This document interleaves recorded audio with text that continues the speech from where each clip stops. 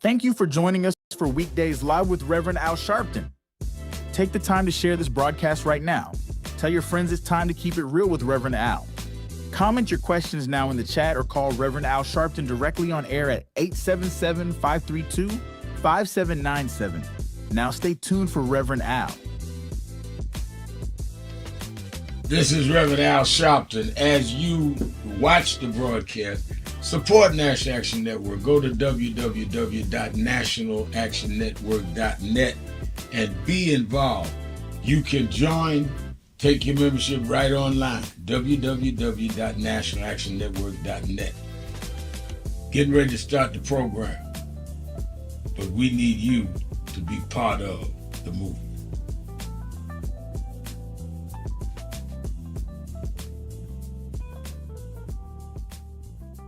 And I think that is extremely important about the funding. But I also want to add how they're changing what can be taught. You have states outright saying you can't teach Black history and you can't teach certain other histories and the curriculum. You have this administration that is literally taking out exhibits from the Smithsonian. So we have not only an education problem in terms of resources, we have an education problem in terms of curriculum and what people are being taught. So I have one grandchild, 6-year-old. When he gets to high school, it may be just against the law for him to learn about certain parts of American history, which includes Blacks. We want to talk about slavery. We want to talk about the good side of America. Well, what does that mean? That's not history. Everything was not good. And I think that that is the threat that we've got to fight, which is why we've got to fight in the courts and the streets, because they are literally changing the textbooks as we go. As they do that, they change the opportunities, because then the fight against affirmative action is not having access to these institutions and telling these institutions, this whole fight around DEI, which they did, started at Harvard with a Black woman president. Started with them saying you can't teach diversity in an Ivy League school like Harvard. It didn't start in Little Rock at the high school. This fight, this time, was Harvard. And they went from there on. And I think that we've got to have the same resistance. If they could fight in the 50s, the ACP would have been together and deal with the question from Little Rock in terms of desegregation. Then we that are far more educated, far more economically secure personally, have no excuse in the age of what they did in Harvard not to be standing up back in this.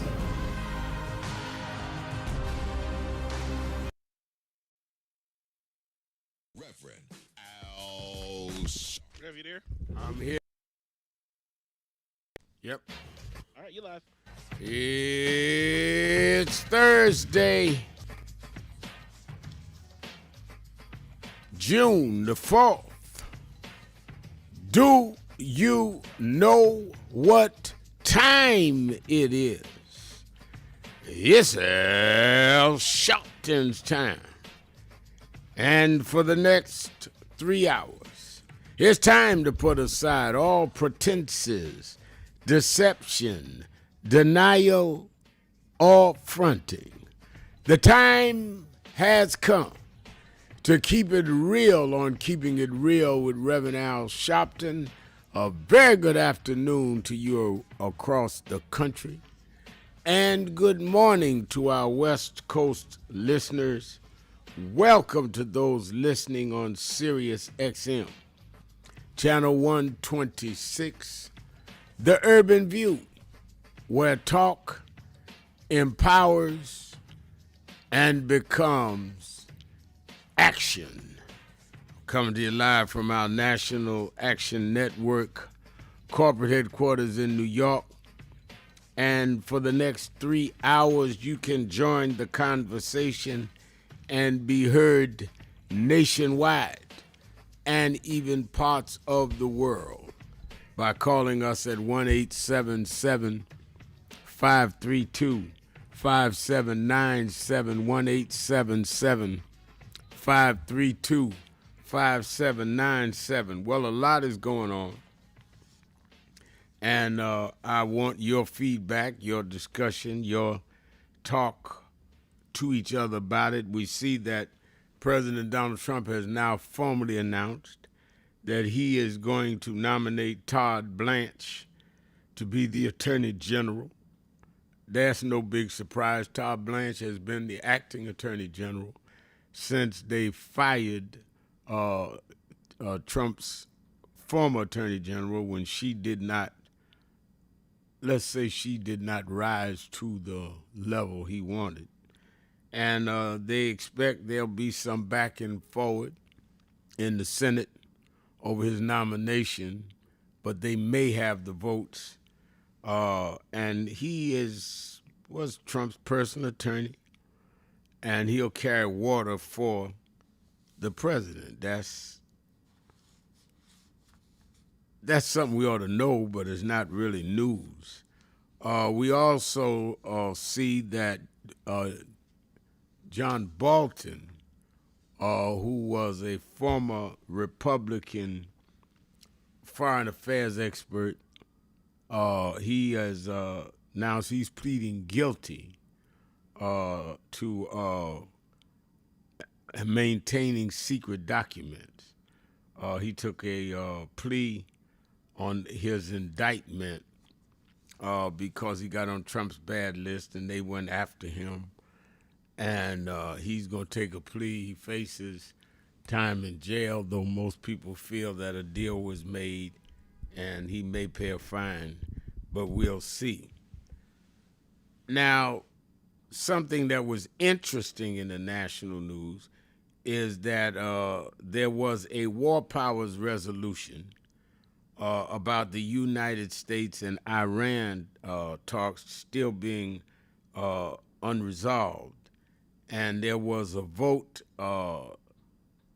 in the Congress, and the House approved a war powers resolution.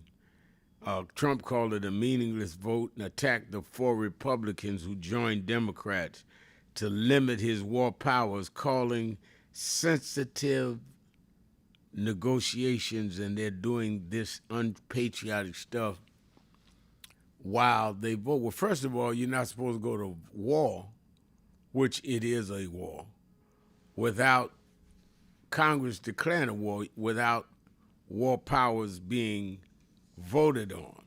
He has continued this without any check, and though this is probably not going far because the Senate will probably not pick it up, it is noteworthy that there's a dam breaking where some Republicans, some of whom Trump has already been against them in their elections, are actually voting against him. And then this something I alluded to yesterday, but we're going to talk about it today, where the convicted former policeman whose knee was on the neck of George Floyd for over 9 minutes and killed him, and who we marched and did all kinds of things that created a climate to have a special prosecutor in the Attorney General of Minnesota, Keith Ellison, who then got the case. And a lot of people don't know how to connect history. The governor at the time of George Floyd's killing was Tim Walz, who ended up being the vice presidential candidate for Kamala Harris. When I and others called him and said, we can't trust the local Minneapolis local Minneapolis district attorney, we need a special prosecutor. He took my call, he took 1 or 2 others, and he did it. He appointed Keith Ellison, who was the Attorney General of the state, and he would conduct the trial. And Keith won 3 convictions. First time in history of Minnesota, policemen, white police, were convicted for killing a black man. Well, day before yesterday, the Republican state GOP at their convention, at their state convention of the Republican Party, held a moment of silence for Derek Chauvin, the killer of George Floyd. This wasn't some Republicans in the hallway. This wasn't somebody in the alley. This was the convention of the state Republican Party. I'm going to have Keith Ellison on in a few minutes to talk about it.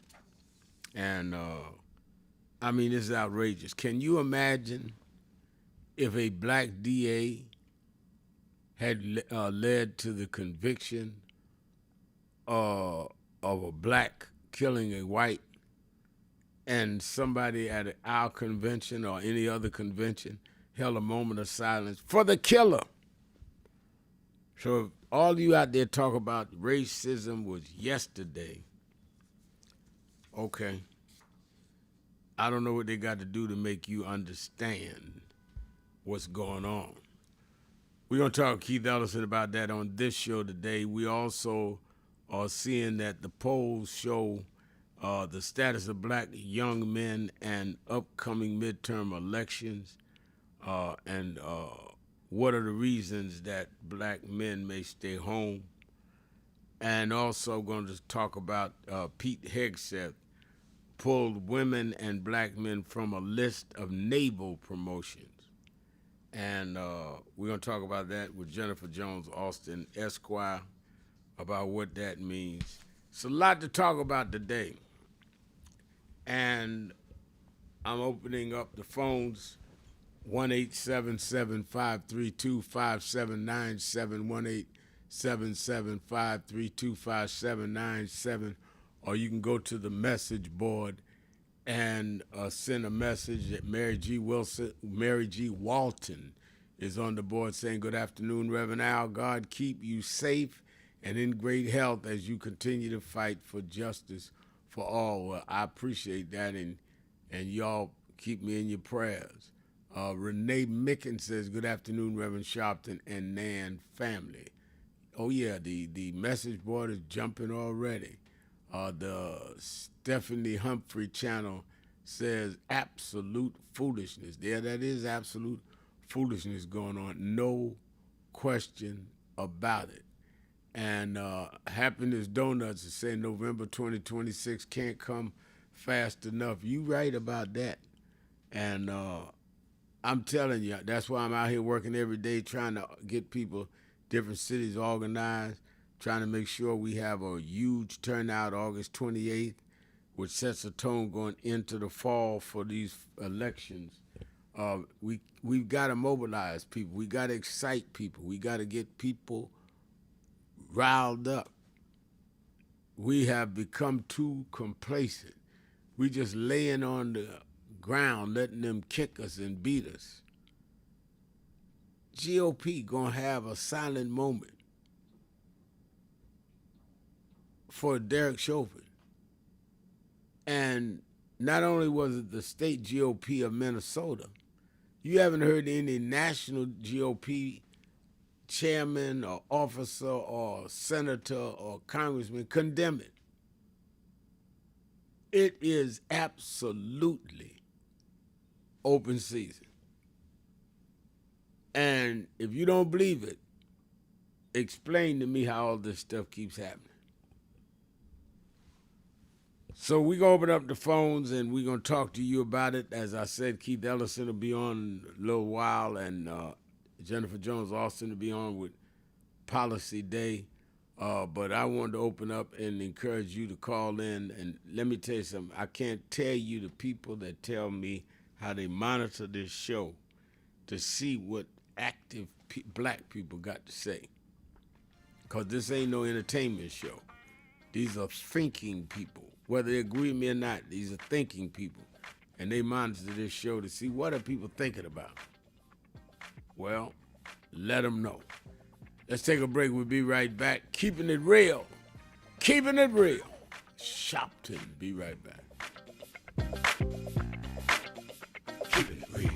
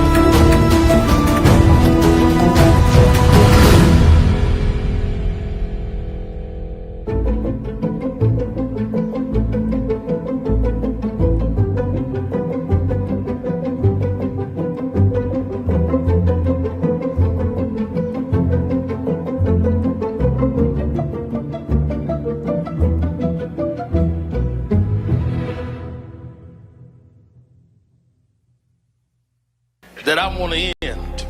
He talked about the dry bones in the valley. I'll take that. The only reason that the wind could blow life into the bones is because at some point they had to be connected. If the wind had blown into a disconnected body, it still wouldn't have worked. So before he prophesied to the wind, they had to first get the foot bone to connect to the ankle bone, and the ankle bone to the calf bone, and to the knee bone, and the knee bone to the thigh bone. If we are to prophesy to the wind, we must first connect this body. We must connect Eddie Long to Farrakhan and Cornel West to Elders and Lowry to Sharpton. If we can connect this body, then God will blow the breath of life into our community. But as long as we are disconnected, the wind can't blow because it's blowing on disconnected dry bones. But the good news is that we're the children of people that have been through worse than this, and we're still here. So even though I get despondent, I don't ever get depressed, because I want the world to know you won't beat us, because we're the children of those that took the worst form of slavery and brutality that ever lived, that ever existed. Our parents survived the Middle Passage. Only the strong got here, and then we lost our name, our culture, our religion, and we're still here. But you don't know who we are. We're the children of Chaka Zulu. We're the children of Mary Bethune. We're the children of Marcus Garvey. We're the children of Martin Luther King. We'll be here. We were first and we'll be last. We know who we are.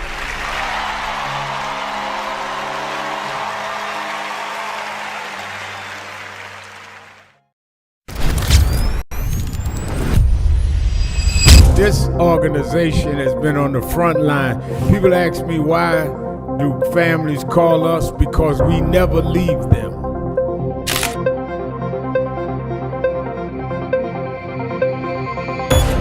No justice! No justice! What do we want? What do we want? What do we want? When do we want it? When do we want it? When do we want it?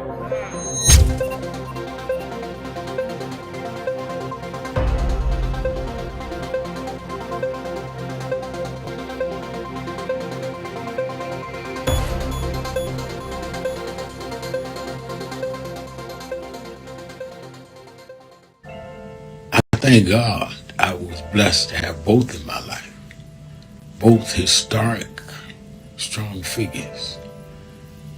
But if I misuse them and listen to not only figures that are not as historic as them, but figures that had nothing to do with the calling and purpose of my life, I would live confused.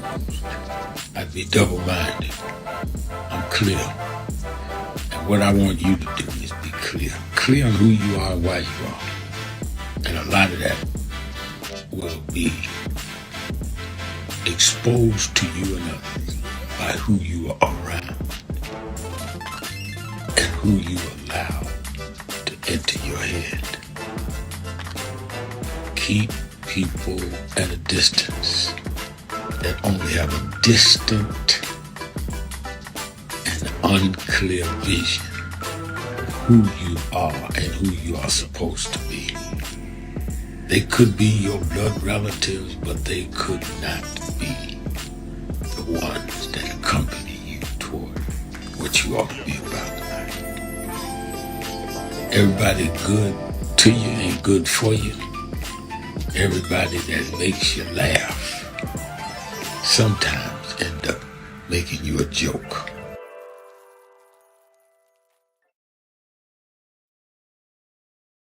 Do you know what time it is?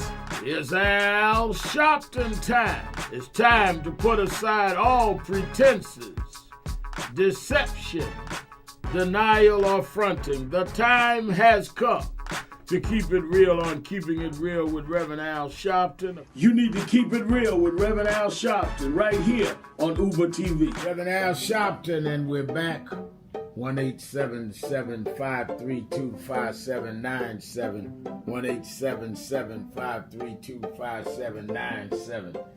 Let's go back to the phone. Attorney Jennifer Jones Austin is. You know, every day, Monday through Friday, I do 3 hours a day on Keeping It Real with Reverend Al Sharpton. I do 1 hour on Sunday mornings with Reverend Al Sharpton. And I'm live on radio and TV with the Saturday Action Rally. 7 days a week, I talk to our people, hear from them, to call in. I'm sick and tired of people talking for people that they don't talk to. So go on www.nationalactionnetwork.net.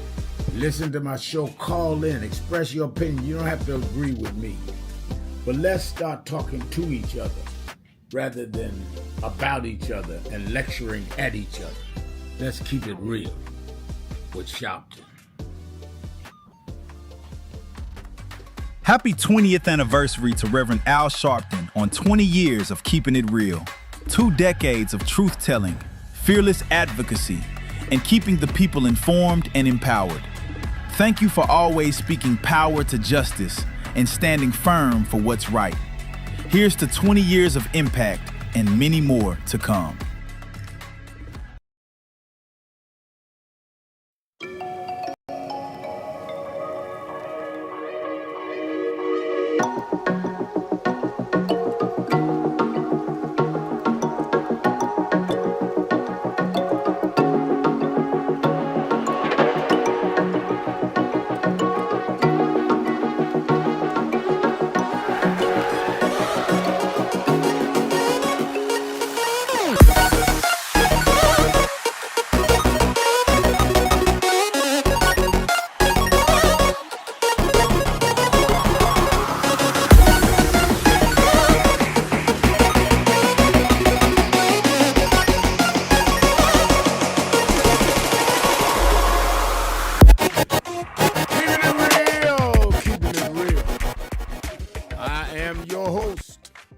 Reverend Al Sharpton, and we're back. 1-877-532-5797, or you can go to the message board. Patrick Bonner is on the message board saying, unbelievable how we turn the other cheek. I joined Nan in Detroit. Well, thank you, Patrick. You need to be a part of some movement. I can't think of none better than the one we offering. Thank you. That's how we got to fight back. James Thomas is writing on the message board, Reverend Al, I don't know what's going on with the brothers, but all I know is that they need to cut out this we staying home foolishness, because of if they do stay home, then they need not to complain. Cut it out. I'm with you, James. They want it both ways. They want to complain ain't nothing happening, and they ain't doing nothing about what's happening. Not voting, not involved with nothing. They act like somebody's going to deliver them justice and fairness and economic prosperity on room service. Somebody's going to knock on the door and just hand it to you. I don't care what you think. That's not happening. All right, let's go to the phones. Let's start in Oakland, California with Anthony. Anthony, you're keeping it real with Al Sharpton. I don't care what you think. Hello. Anthony, you on the air? Hello? I think he's listening to the radio. Yeah, go ahead. You're on the air. Good afternoon out there to everybody. I got some disturbing news that's going on in the state of California with the Department of Justice, and there seems to be some acts of impropriety that have occurred. I just want to start out, if you allow me to have the opportunity to share my findings, sir. We're listening. Okay, so the first thing I want to attack is this issue of marriage being a church doctrine, and that the government. Wait a minute. The marriage being a church doctrine. What does it have to do with the Department of Justice? Well, the government is involved in giving tax credits on a church doctrine. and they prohibited from doing so. That's a whistleblower complaint, for sure. Wait a minute. The Um, church getting what? no, the government is giving us tax credits, like tax relief credits, monitoring, like far as like licenses and all of those things. And this is a violation of the First Amendment. They How? recognize this as well. They cannot intervene or have anything to do with any rights, ceremonial rights, any functions of a church doctrine. That's the separation between church Yeah, and state. but the church doctrines, Yes, sir. if they give the church as a nonprofit or as a charity, a church, mosque, synagogue, they give them a non-tax status, or in some cases tax rebates for services they render, like daycare centers, food Yes, sir. banks, and all that. That has nothing to do with their doctrine. They feed people and take care of people's kids, whether they married or not. Yes, but the government gives you a tax break for being married, and that's what they can't do. Yeah. All right. So, Right. so how's that the So Justice that Department? that's well, I know. This is the first thing I wanted to talk about some reparations before we get to that Justice Department and why this is all building up on that. That's the first thing. So 2/3 of that, because I put this whistleblower complaint in to the email for the DOJ. I'm assuming it's going through the process. 2/3 of that is going. I'm gonna start to pop the kitty off with that dedicated to reparations for all Africans. For all African Americans who have verifiable links to being descendants of slaves. Wait a We'll minute, start but the process off. two-thirds Yeah. of what is going through that to the reparations? Because they have to account for that. Account they have for to what? Account for having an influence or taking part in a church doctrine by the issuance of tax credits. Okay, but if they take credit or take Yes. blame, I should say, for Yes. what you say is a tax doctrine, how does that translate into dollars and into reparations? That translates by the fact that when they hold themselves accountable for whatever they're going to be sued for whatever the United States decides to sue itself for, taking part in those actions over a period of decades where they knew or should have known the whole time they weren't supposed to, that's going back to the African Americans. That's that. Okay, so your theory is that they're going to have to pay Yes, for them having these tax credits because the churches Right. and places of worship had marriage creeds, and out of that, paid 3/4 should go to reparations. 2/3. Yes, sir. 2/3. So roughly 2/3. That's that. The next one is the crack. So that's a Schedule II narcotic, and it's up there with no known medicinal purpose. And as a Schedule II narcotic, it has to have a medicinal purpose. So since crack doesn't have a medicinal purpose, it's a Schedule II narcotic, that means it can't be a violation of 21 U.S.C. 841 either, because it's not supposed to be on a list of controlled substances. And if it's a controlled, on page 17 of the Controlled Substance Act, it clearly states, and I told the DOJ to stop playing with me. I'm gonna light your, I'm gonna tell you a new one for playing with me. Everybody that was sentenced under that crack law, the DEA is charged or commissioned with the responsibility of maintaining the registries, maintaining every time the prescription is filled for these Crack is not done with a prescription, and crack is not It's supposed to be the right. Exactly. No, it's not supposed. It's an illegal substance. Crack is an No, illegal it's a Schedule substance. II narcotic. It is not a Schedule narcotic, II sir. narcotic. Not crack. Okay, we can fact check this right now. Well, you don't. I just fact checked it. All right, thank you for your call. I mean, I don't know where that's going. Let's go to Yusef in Hawaii. Yusef, you're keeping it real with Al Sharpton. How you doing? How you doing, Rev? I'm doing well. How are you? Oh, not bad. I appreciate you, sir. Sir, on this New York and Spurs I'm hoping this basketball can prepare us for a safe summer. I see they're using the paint at the subway, the blue and orange. I remember working on San Antonio by MLK Drive where I met an artist by the name of David Blancos, a Latino who painted that MLK mural at the east side of San Antonio, where you have the largest MLK march, over 300,000. The brother that does that memorial is a Latino. And paint and beautification of our neighborhoods can really help change the perspective. At the MLK mural at San Antonio, they were lacking lawn care service. And I remember telling you that when I started my small business here in San Antonio, I started a volunteer on the MLK Drive to do lawn care service for that area because it's missing that service. I think, Rev, you're right when it comes to the city and state. They're not meeting the services that we need. Hold on a minute. I hear the music. I'll come right back to you, Yusef.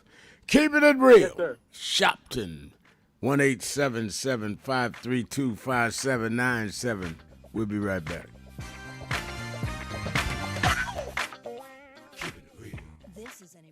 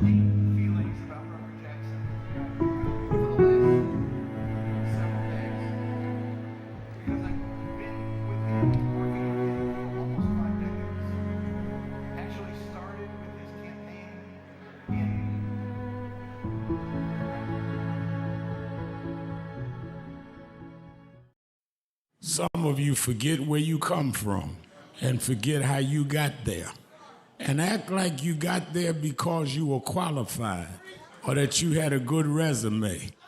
But some of us had to pay a price for your resume to even be read.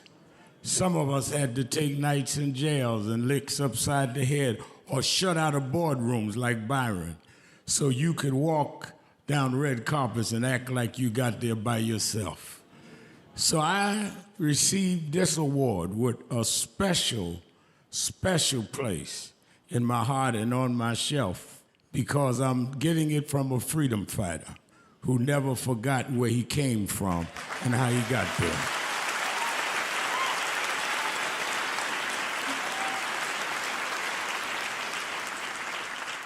Yes, we've come a long way. We've had now a black president and now a black vice president. But we still can get shot down and have to march to get a case in court. We still can get shut out of boardrooms. We're still doubly unemployed in a good economy. So we're going to have to keep marching. And I thank not only my family, a mother that raised me by herself, but I thank that lady at the end of the march that knows she won't be on TV that night and knows her name will never be in the paper, but she believed in me enough to get at the end of the line and make me look good. Because Dr. King used to say, if you call a march and no one shows up, you just going for a walk. And I want to thank those that marched with me. 32 years ago, here in Los Angeles, we marched. And then many years later, with George Floyd and others, we're still marching. And I'm going to keep marching. I'm going to keep agitating. And I'm going to keep going.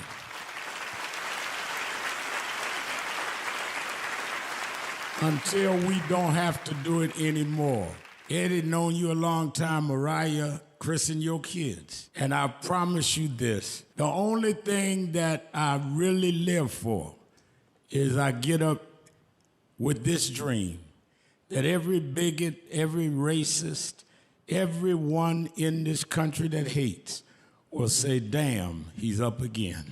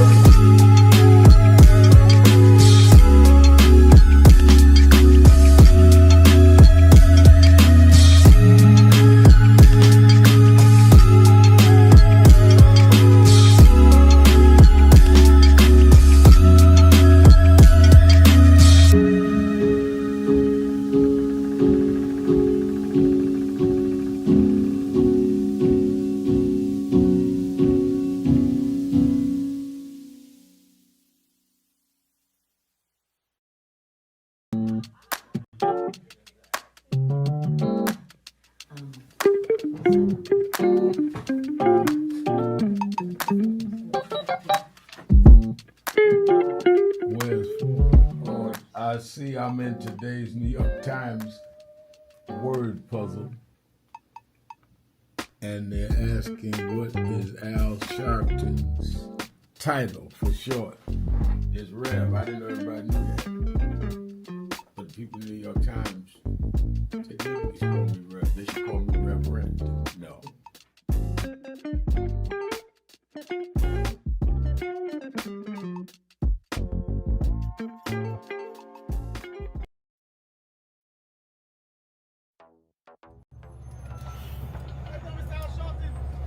How you doing?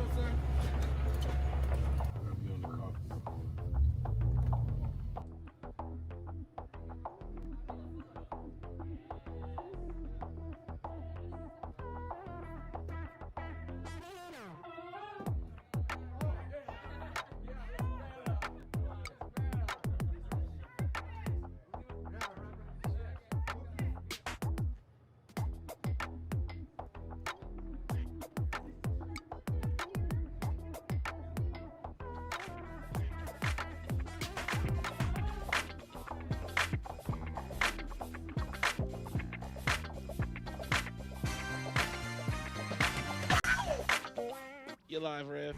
Keeping it real, keeping it real. I'm your host, Reverend Al Sharpton. Let's go back to Yusef in Hawaii. Yusef? Yes, sir. That's going back to what you said about services, sir, in the neighborhood. I know in San Antonio, Mayor Ivy Taylor was the one that put on that Coliseum expo for vets and everybody to go start their business. Mayor Ivy Taylor was introduced by Julio Castro, a Democrat, and they hold hands together and work in the community. And I'm glad, Rev, that you're challenging people when they call the show on Democrats. They got to name those Democrats and know what they're doing. It's just like the basketball team. Oh, I like the Knicks, so tell me about the players. Right. And that's how you catch people. You see what I'm saying? Because people say they. Who is they? Who is them? Right? Now we're hearing the name Benjamin Nahu. Let him go fight those people. Let him go fight those people. I mean, I don't have anything against Israel, but I don't vacation in Israel. I don't go to Israel. I don't have property in Israel. I don't have nothing in Israel. I don't even know if I'll be welcome in Israel. You understand what I'm saying? Well, I think you're right. You got to separate Netanyahu's policies from Israel. I think you're right about that. Sir. When you look at all of these people talking about these conflicts, they're not the one on the actual battlefield, and we have to talk about that. Now, the military, I want people to listen to this real carefully. The military has a term. I'm going to spell out the first word because that might have young people listen to the show. The first word is spelled S-H-I-T and ends with bag. In the military, they got a term like that. It's a person that's in a position of authority, but the person is a S-H-I-T bag, right? Right. They're toxic people in the workplace where they come in, like you remember I talked about the job interview. Can you work well with people? They're lying in the interview. They're going to say yes. Do you believe in are you going to discriminate? They say no. But when they get on the job, they're going to discriminate. And they're going to take people's money, and they're going to cause people to lose their health care. What job today? I ask anybody, what job can you go on as a boss and say, I'm going to take your health care and still be on that job? None. I There's mean, no job. I'm thinking like none. that in this world. Yep. They're lying, Rev. These people talking about I'm going to be fair, but I'm going to block black officers from getting promoted. But it's just not officers, Rev. This is going on in the workforce, in the labor force, of people coming in and blocking people for different reasons. I think we need a watchdog, different watchdogs to come in to these organizations and make sure people are getting promoted on time, getting the proper pay, and somebody monitoring where people don't know each other. When you're looking at this whole conflict, sir, a lot of people are talking about conflicts, but the most important thing that we've seen on the show, they're not on the battlefield. Their kids are not on the battlefield.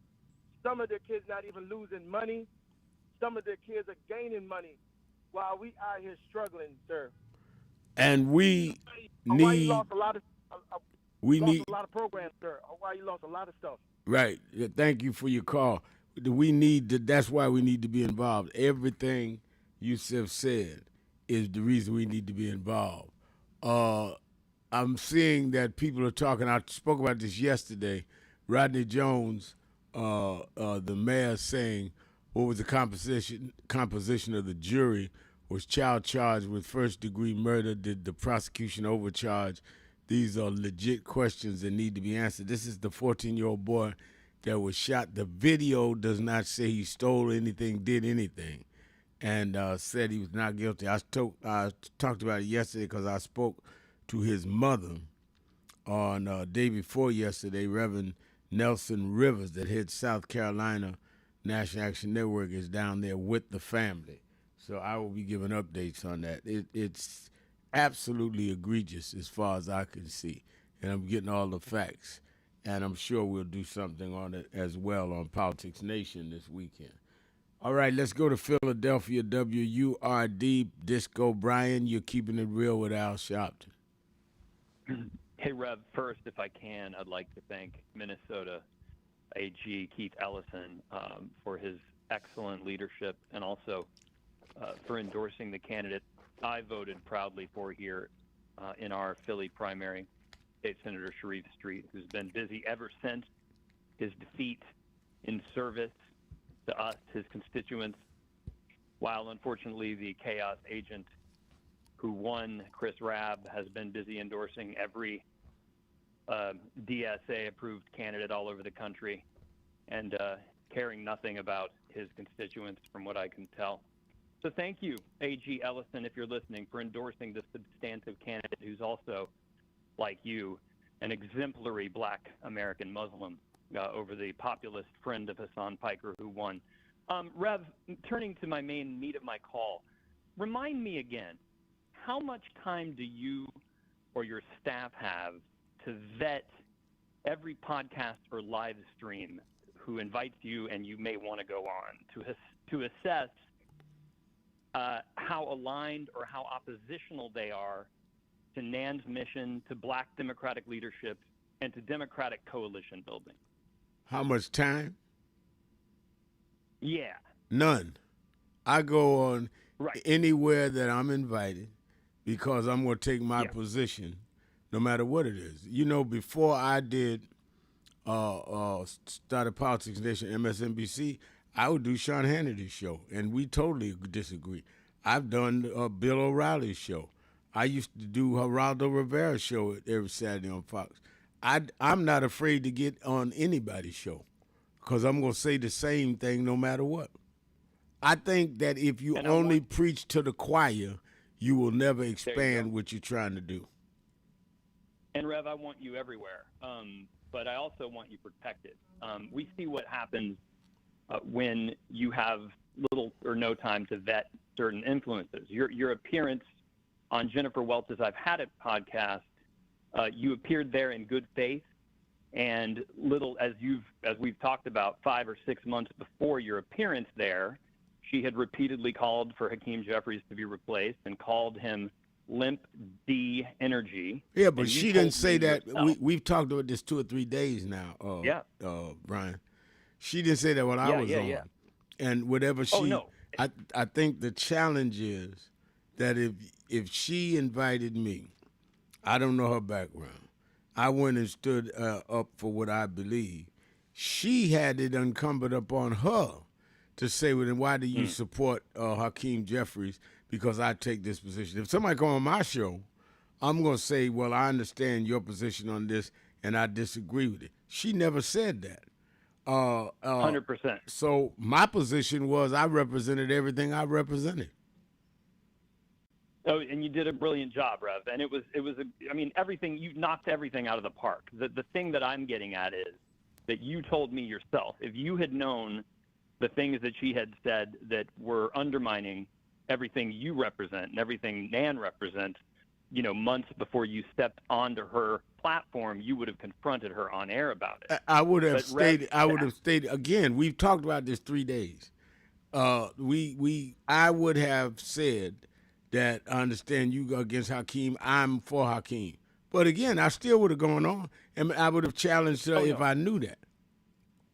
Absolutely, Rev. And all I'm saying is, I'm saying we're giving her too much attention on my show. We've talked about this 3 days. I hear you. You're advertising her I hear show. You, Rev.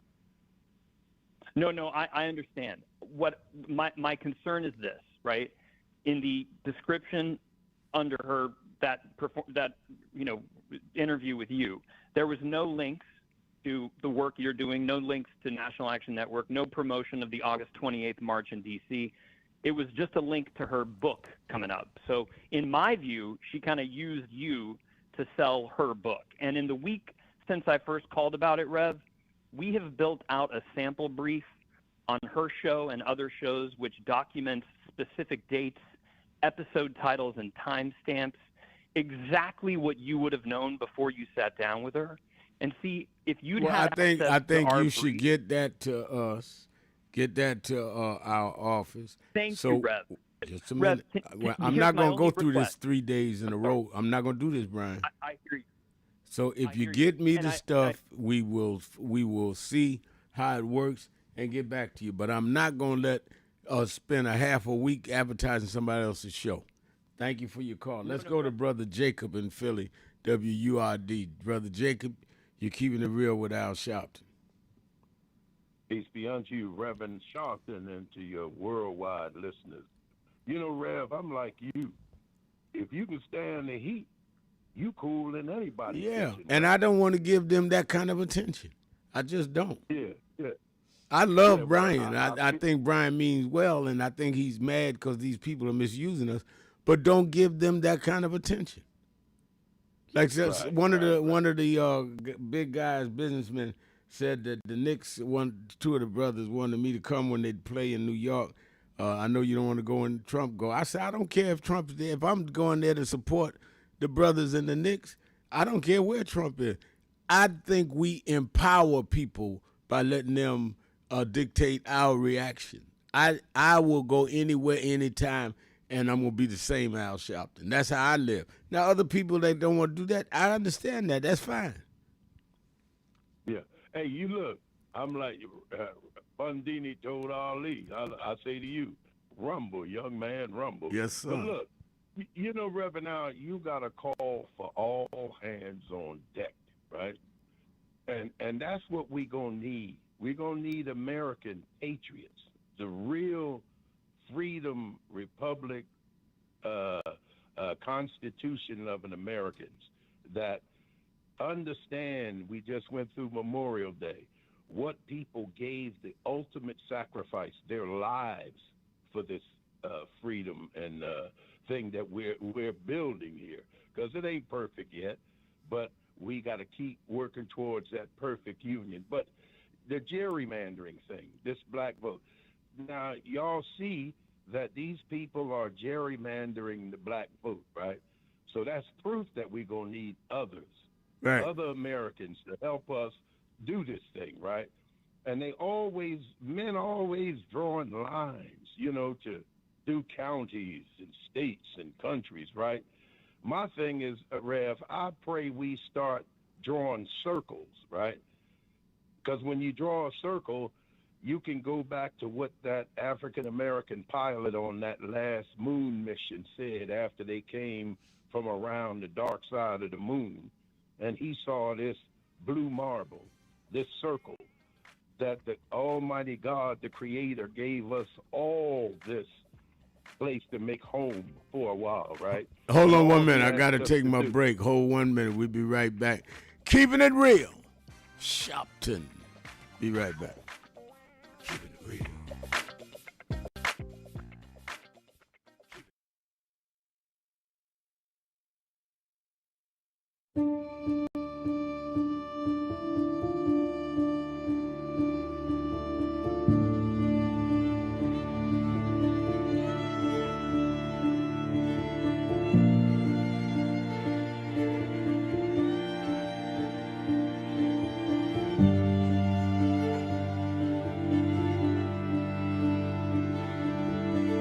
Robert Culp used to do a show with Bill Cosby, I Spy, and he did a documentary on breadbasket, Robert Culp.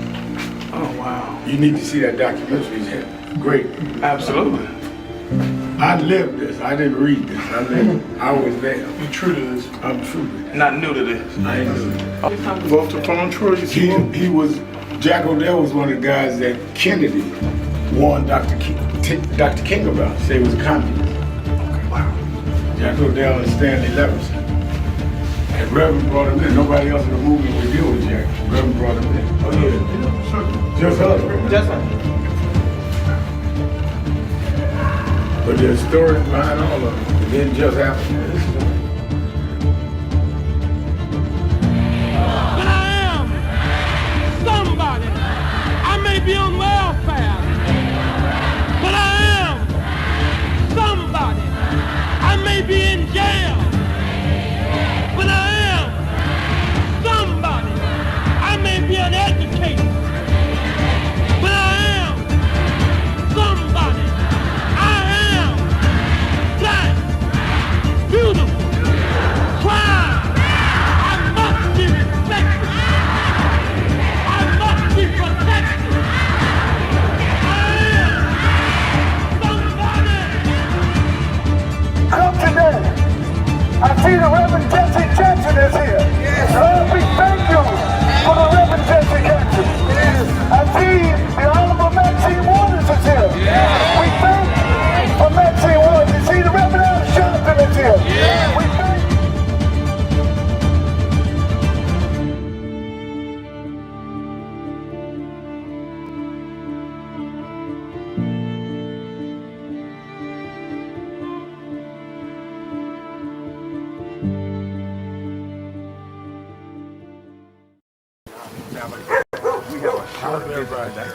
So we just wanted to greet you all and thank you for allowing us in. Yes, sir.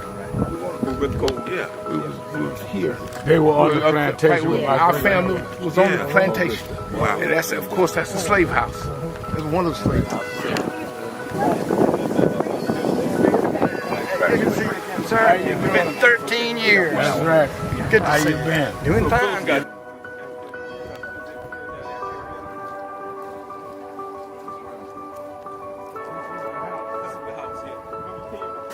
Last time. And we, Alexander Sharpton.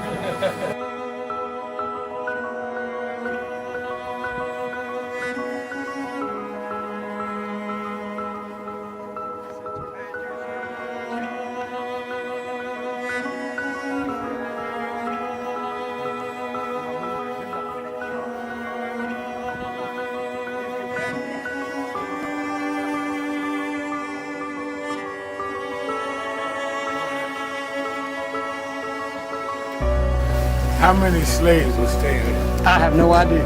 This is where they would have a slave. Yeah, that's what exactly. That was exactly.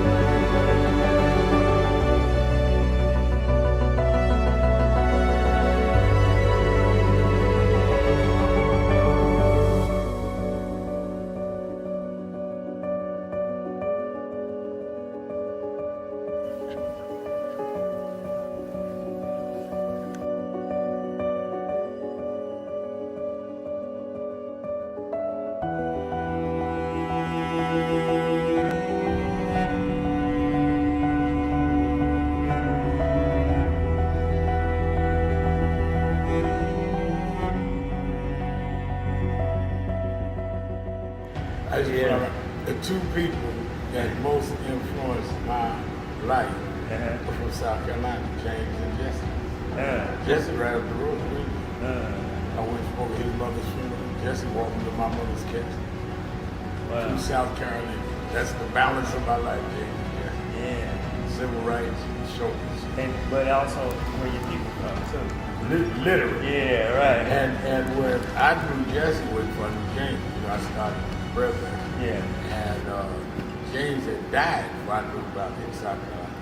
Oh, really? Yeah. James died December 25th. He died Christmas Day, 06.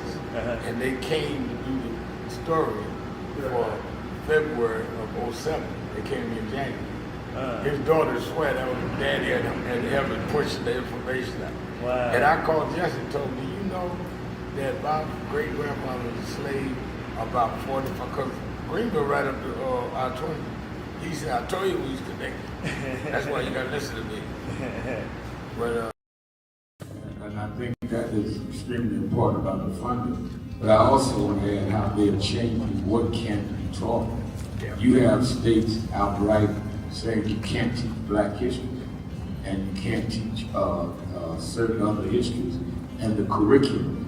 You have this administration that is literally taking out exhibits from the Smithsonian. So we have not only an education problem in terms of resources, we have an education problem in terms of curriculum and what people are being taught. So I have one grandchild, 6-year-old. When he gets to high school, it may be just against the law for him to learn about certain parts of American history, which includes blacks. We don't want to talk about slavery. We want to talk about the good side of America. Well, what does that mean? That's not history. Everything was not good. And I think that that is the threat that we've got to fight, which is why we've got to fight with the courts and the streets, because they're literally changing the textbooks as we go. As they do that, they change the opportunities, because then the fight against affirmative action is not having access to these institutions and telling these institutions, this whole fight around DEI, which they did, started at Harvard with a black woman president. Started with them saying you can't teach diversity in an Ivy League school like Harvard. It didn't start in Little Rock at the high school. This fight, this time, was Harvard.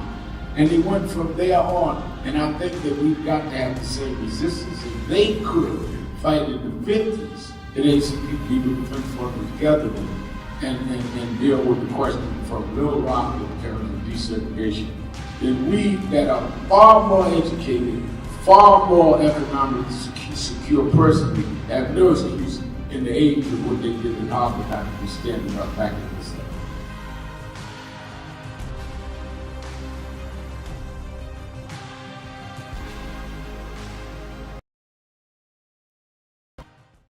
Hello, New Orleans.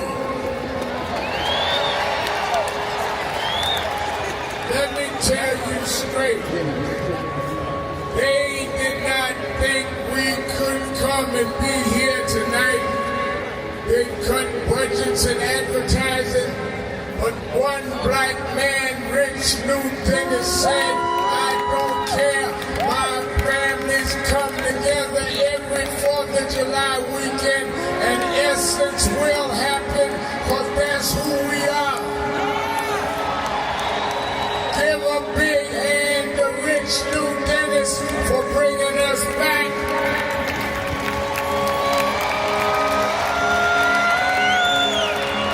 Why do we come? Because the essence of who we are is essential to what made this nation. We built this nation. We made this nation. We created the essential dollars that this nation lives off of. We don't care what bill they pass. We will not back up. We will not back down. We will not give in. We will not be chased out. We don't care who's in the White House. We're going to organize our house by house.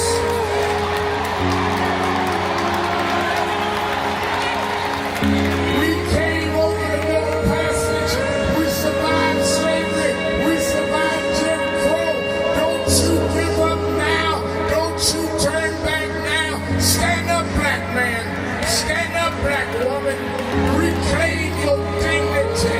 Reclaim your place. So we stand. With the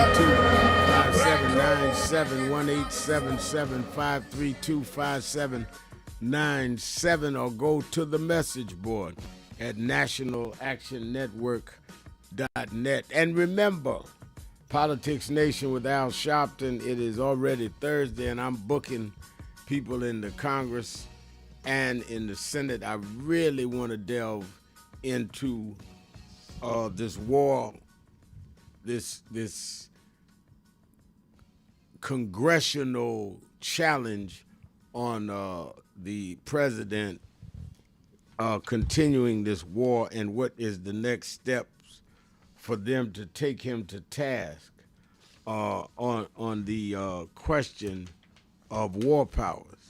I'm going to have them on. I'm going to have them also talk about the Supreme Court ruling overturning the Alabama court on saying that the districts that the Republicans had drawn were wrong and race-based, and the Supreme Court said, no, they're right. So what's the next steps? What do we need to do? How do we mobilize?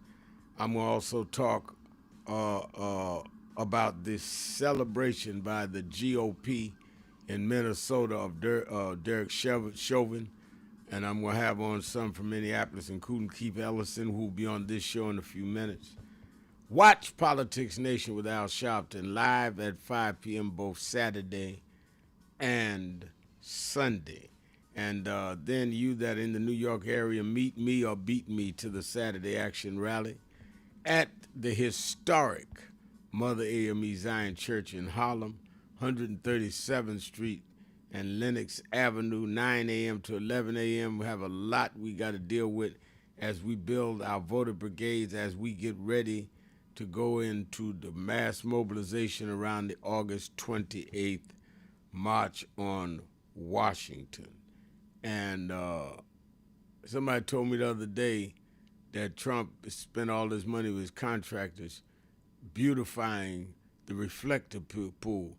I said, good, let's wrap tens of thousands of us around it because that was where Dr. King made his speech there at the Lincoln Memorial. So that's good. I'm sure that it would be something that he would not enjoy seeing, that the people that stood around that pool with Dr. King, his children, Martin Luther King III and all, standing with us, gonna wrap around that reflection pool saying, if you got money to take care of a pool, you got money for Medicare. You got money for other things in our community. And you got to back off this voting. We need to really, really rally on this redistricting. And certainly we need you at the Saturday Action rallies to be part of building up, getting the assignments. I'm getting squads together. I'm going to form brigades. As we move into our new building in the next week or two, we're just waiting on the department, the city Department of Occupying. You have to have over 15 people in a building. You need a certificate of occupancy. That's what they call it. And we'll be on in there, but we'll be at Mother Amy Zion this week. Also, you that want to sign up and be part of the march in August or help organize the march, want the literature, the information, sign up at nationalactionnetwork.net, nationalactionnetwork.net. All right, let's go back to Brother Jacob. Brother Jacob in Philadelphia, WURD. Yes, well, Reverend Sharpton, look like ain't no stopping that now. Right. But look, yeah, I was talking about them drawing lines, and I said about the line, them drawing lines, and the circle. When that African-American pilot saw, when they came from around the backside of that moon, he saw that blue marble, and all scriptures tell us that God gave us all that blue marble to be our home for a while, and that we should live on it in peace, right? And so, and I'm going to tell you, from coming from Philadelphia here, Revelations of the Bible addresses, it talks about unto the churches of Philadelphia. And I'm saying, Rev, we got some lovely churches that's doing a lot of work to bring back the human spirit, the Holy Spirit, I'll call it. And mosques and synagogues should be doing it. If we do that, we're going to be all right, Rev. But look, the New York Knicks, the way they spanked the Sixers, I wanted the big payback, like the Godfather. the big pay. I wanted that. But now that I'm looking at them, man, look like it ain't no stopping the Knicks, man.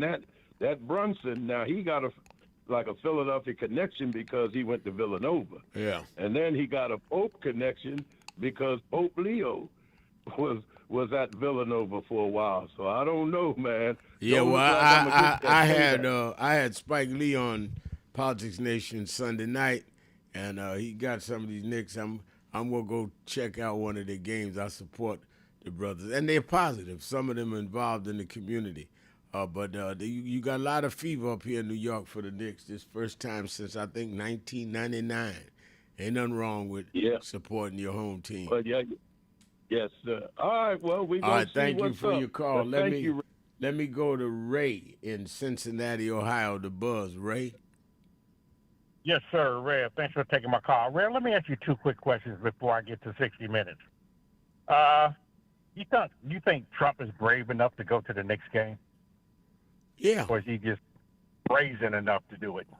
He, I mean, I don't see where it takes either one. I mean, he and Dolan, who owns the Knicks, is not by any stretch an opponent of Trump. I'm not surprised he's going.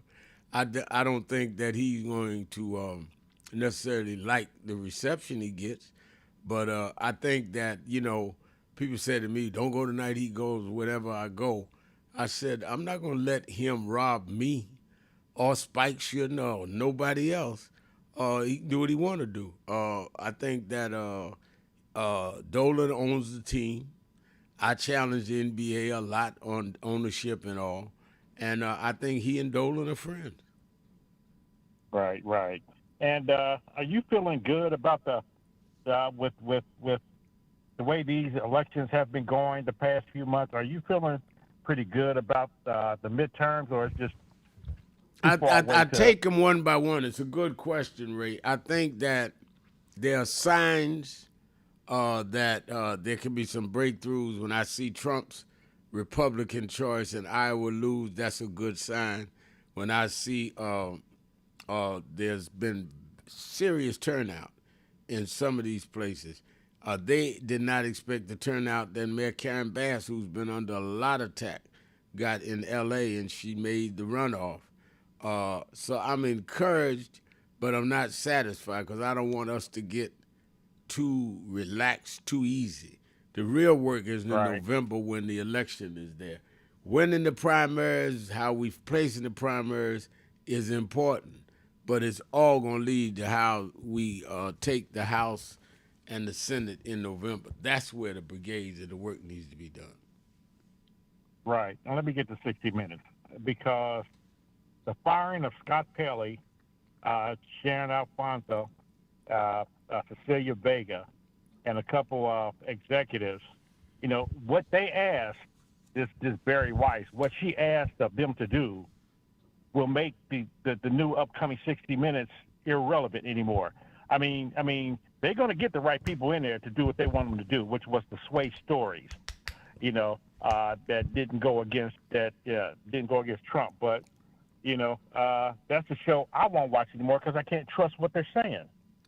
You know, they blew it up. Two things you don't mess with. You don't mess with Reverend Al, and you don't mess with 60 Minutes. That's just how important 60 Minutes was, because it was independent, you know, and they put their heart and soul in it, you know. But I'm just curious as to why the Ellisons, who owns Disney and Paramount, they want, you know, they want a merger.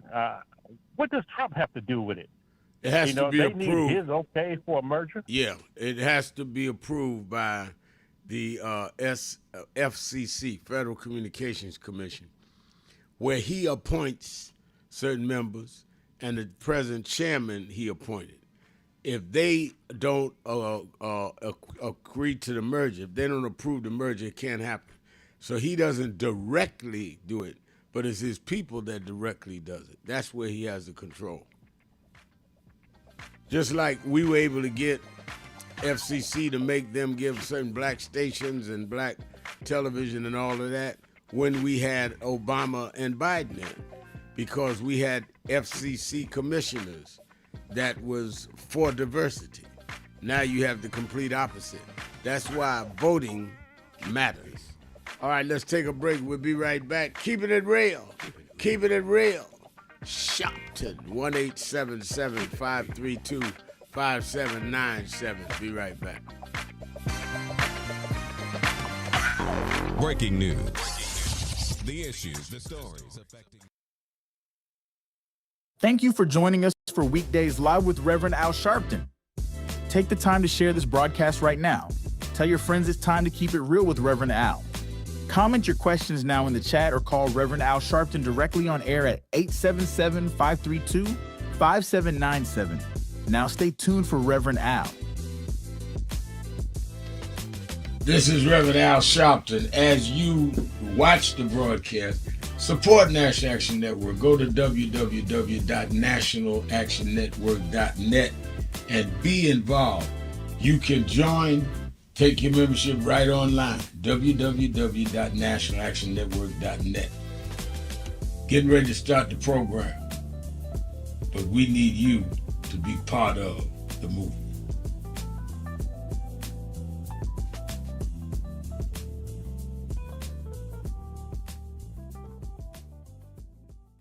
Some of you forget where you come from and forget how you got there, and act like you got there because you were qualified or that you had a good resume. But some of us had to pay a price for your resume to even be read. Some of us had to take nights in jails and licks upside the head or shut out of boardrooms like Byron so you could walk down red carpets and act like you got there by yourself. So I received this award with a special place in my heart and on my shelf because I'm getting it from a freedom fighter who never forgot where he came from and how he got there.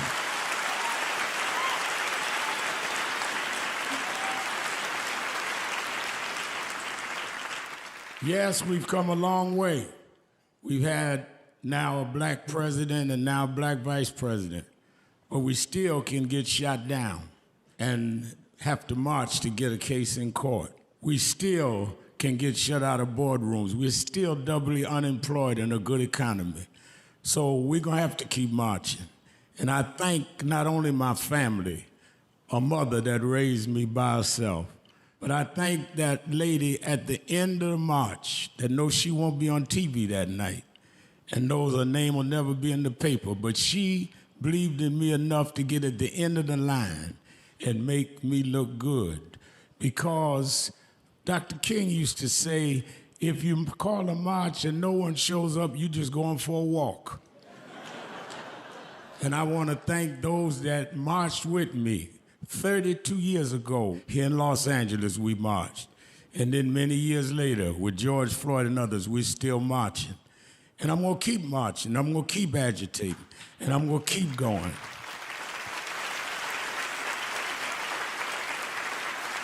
Until we don't have to do it anymore. Eddie, known you a long time. Mariah, Chris, and your kids. And I promise you this, the only thing that I really live for is I get up with this dream that every bigot, every racist, everyone in this country that hates will say, damn, he's up again.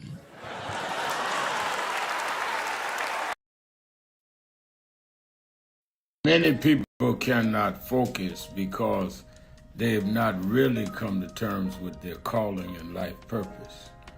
In order to focus, you must also be clear on what you're focusing on.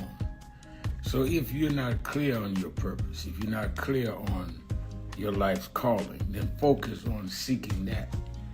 Because if you just read the ways and roads you traveled that you didn't even choose, that were sort of just laid out for you by God, in that it's telling you, speaking to you about what your purpose is and what you were born to do and be. I learned the things that I didn't plan had to be planned by God, and God's plan was directed toward God's purpose in my life. And I focus on that. Not focus on what others do, not focus on how well they're doing or bad they're doing, but focus on whether I'm in line and aligned with what I'm supposed to be about. And in order to move straight ahead, you have to be focused on the path you're running on.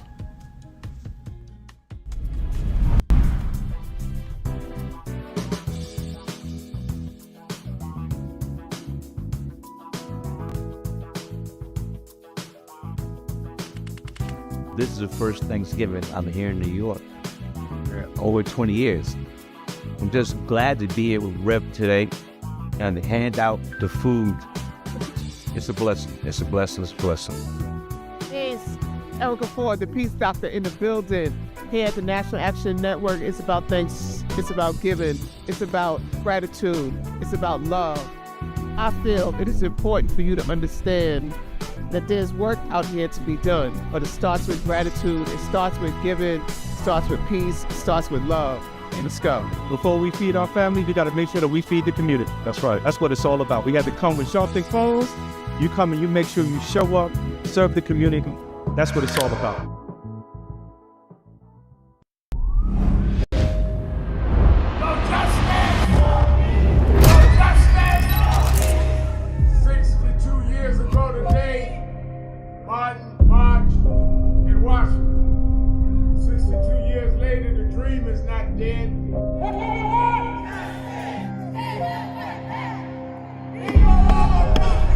I'm here because I must be here. Democracy is not there for the pig, and you have to fight for democracy. That's what it is. What Trump will erase, we will replace. tried to turn it into a nightmare.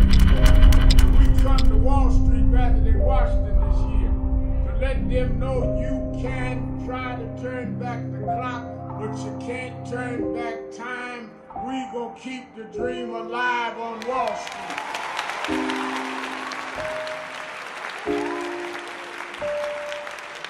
Keep hope alive. Keep hope alive. Keep hope alive on tomorrow night and beyond. Young America, hold your head high now. We can win. You must never stop dreaming. Face reality, yes, but don't stop with the way things are. Dream of things as they ought to be. Dream. Face pain, but love, hope, faith, and dreams will help you rise above the pain. Use hope and imagination as weapons of survival and progress, but you keep on dreaming, young America. Dream of peace. Peace is rational and reasonable. War is irrational in this age and unwinnable. Dream of teachers who teach for life and not for living. Dream of doctors who are concerned more about public health than private wealth. Dream of lawyers more concerned about justice and the judgeship. Dream of preachers who are concerned more about prophecy than profiteering. Dream on the high road with sound values. You must never surrender to inequality. Tony Wafer, Los Angeles chapter, National Action Network. He just came here to New York a couple days ago, had to stop by the House of Justice, and I sure enough found some justice, so I know I can leave here feeling like I got peace.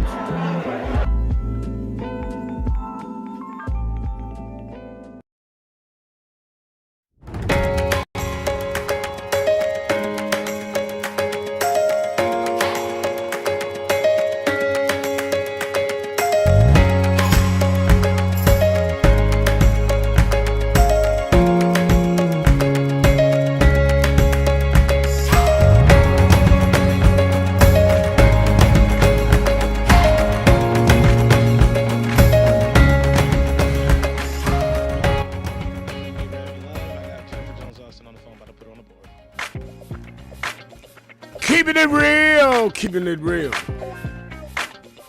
I am your host, Reverend Al Sharpton, and we're back. 1-877-532-5797, 1-877-532-5797. It's Policy Day, and every Thursday for the last 90 minutes of the show, we talk policy and politics and organizing with the CEO of the Protestant Welfare Agencies in New York, the Vice Chairman of the National Board of National Action Network, Attorney Jennifer Jones Austin. How you doing, Jennifer? I'm good. Good to be with you. Good to be with you. And I want folks to know that you're faithful in where you are. You're called. Now, that's one state I've never been. And but you're up there in the board meeting, the religious related institution you're on the board. Tell folks where you are. I am in the state of Alaska, where during this time of the year, they have about maybe 3 hours of darkness out of a 24-hour period. And so at 11 p.m. at night, it looks like it's not even dusk yet. It still looks like it's about 4 o'clock in the afternoon, and at 3 a.m. in the morning, it looks like like about 5 or 6 o'clock if you were watching the sunrise in the contiguous states. Wow. It's kind of an awesome experience. Now, have you been able, I know you've been in board meetings up there with the group, but have you been able to talk to any of the Alaskans about the politics, how they view what Trump is doing and how they view what's going on in the other 49 states, because Alaska is a state?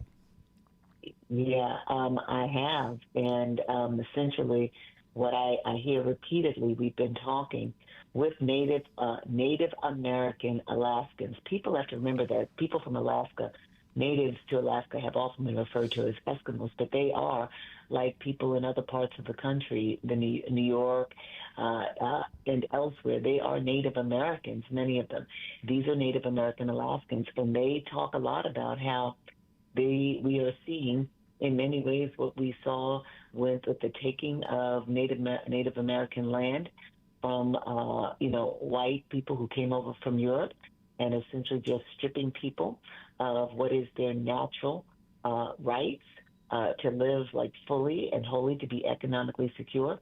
They talk a lot about how the policies of this nation that have caused many of them to live in poverty intergenerationally, that have essentially had them living, being characterized as less than human and less deserving, very much like has been the experience of Black Americans in the United States, how they're seeing a resurgence of that, how they were moving from it. But once again, you see people trying to essentially demean them, take away their basic rights. And so just as you are doing, Reverend Sharpton, there are activists here in Alaska who are telling everybody they come in contact with, you better get out there and vote, because your life depends upon it. They know firsthand what this nation will do, and then turn the other cheek and act like those who've done the wrong are the ones who've been wronged. They know it firsthand, and they are as anxious as Black Americans are about what this administration is doing and how they are going to be further devastated as a people. So they too are calling for everybody to do all they can to get out and make sure that their voices are heard. That's and they're good to doing hear. a lot around history. They're doing a lot of telling their stories because they want people to understand what this is all about. That's good to hear. Now, let me ask you, let's get into some wonk stuff, and I'm going to the phones. The Supreme Court, United States Supreme Court, overturned the Supreme Court of Alabama that had 2 weeks ago stated that the original redistricting that had given blacks another majority black seat in Alabama was legal, and that the new map drawn by the GOP in Alabama was racially discriminatory. Now the U.S. Supreme Court has overturned that Supreme Court and went back to the Republican redistricting, which in effect cuts out Congressman Figueroa's district, and it brings us back down to one majority black district. Explain the implications of that, and related to that, why voting is important, because one of the reasons that this is being done is because some of us talking all this bad talk let Trump get back in, and he stacked the Supreme Court, and they're doing what Project 2025 said they were going to do. I don't know why anybody's surprised. You know, what is so sad here is that in Alabama, we had a lower court.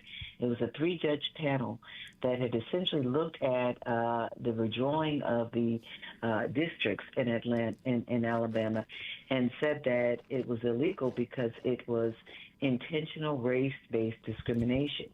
And they were saying that that these new districts could not stand. Now, here's the interesting thing: that 3-judge panel was one Obama appointee and 2 Trump judges, right, who were saying that the Alabama redistricting was wrong because it was intentional race-based discrimination. And here comes the Supreme Court doing Donald Trump's bidding, overturns the 3-judge panel, and says that the lower court was not acting properly. That essentially that they were failing to show that the legislative body in the state had actually willfully engaged in intentional discrimination. What they're trying to say is just because you have leaning Republican districts does not make them primarily white districts. But you can just look at the map and you can look at the geography and you can see what's happening there and you can draw those conclusions. So it's a fallacious argument. What's going to now happen is we're going to be left with 6 Republican-leaning districts and just 1 Democrat-leaning district in the state of Alabama. And that's going to tilt the ultimate outcome with respect to the congressional legislative body. So it gives Donald Trump yet another win. We're now dealing with 10 states across the country with all of this back and forth nonsense. And I'm just going to tell you, Reverend Sharpton, my fervent hope and prayer is that people, the good in people, they will see how this president and Republicans are not really acting in their best interest. They're acting in their self-interest. They're not really concerned about the will of the people. They're concerned about themselves. That's clear. And I think that one of the reasons that the voting is so important and the efforts that many groups, including NAN, is making to get people out and to organize voting brigades in the big march in August is that if we take control of the Congress, they can draft a new voting rights law. Don't forget, the Voting Rights Act of 65 was passed by the Congress, signed by Johnson. They would then be able to test it and bring back certain boundaries that would have to go all the way up to the Supreme Court, which gives us a couple of cycles of elections. So people that are saying, oh, this is terrible, that's terrible, and why do we vote? That's why you needed Congress. The Voting Rights Act was a congressional voted law, Senate and Congress. That's what we need to have a Democratic Congress and Senate this year to reinstate our voting rights. And this court could not entertain it unless it goes up through the process. And it can't go through the process if we go ahead and start it. So I think we need to understand what we're dealing with. Let's take a break. We'll be right back. Keeping it real. Sharpton, Jones Austin from Alaska. Be right back.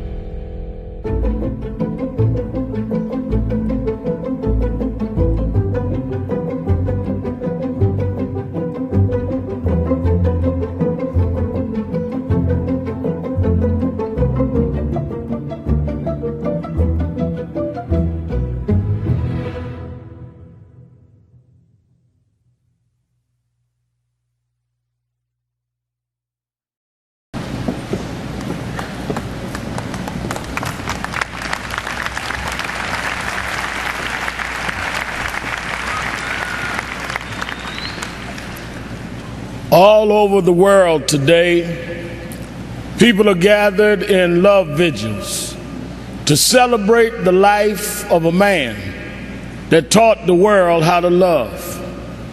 People may be wondering why there's such an emotional outburst, but you would have to understand the journey of Michael to understand what he meant to all of us. For these that sit here as the Jackson family, a mother and father with 9 children that rose from a working class family in Gary, Indiana. They had nothing but a dream. No one believed in those days that these kind of dreams could come true. But they kept on believing, and Michael never let the world turn him around from his dreams. I first met Michael around 1970, Black Expo, Chicago, Illinois, Reverend Jesse Jackson, who stood by this family till now. And from that day, as a cute kid to this moment, he never gave up dreaming. It was that dream that changed culture all over the world. When Michael started, it was a different world. But because Michael kept going, because he didn't accept limitations, because he refused to let people decide his boundaries, he opened up the whole world. In the music world, he put on one glove, pulled his pants up, and broke down the color curtain, where now our videos are shown and magazines put us on the cover. It was Michael Jackson that brought blacks and whites and Asians and Latinos together. It was Michael Jackson that made us sing "We Are the World" and feed the hungry long before Live Aid.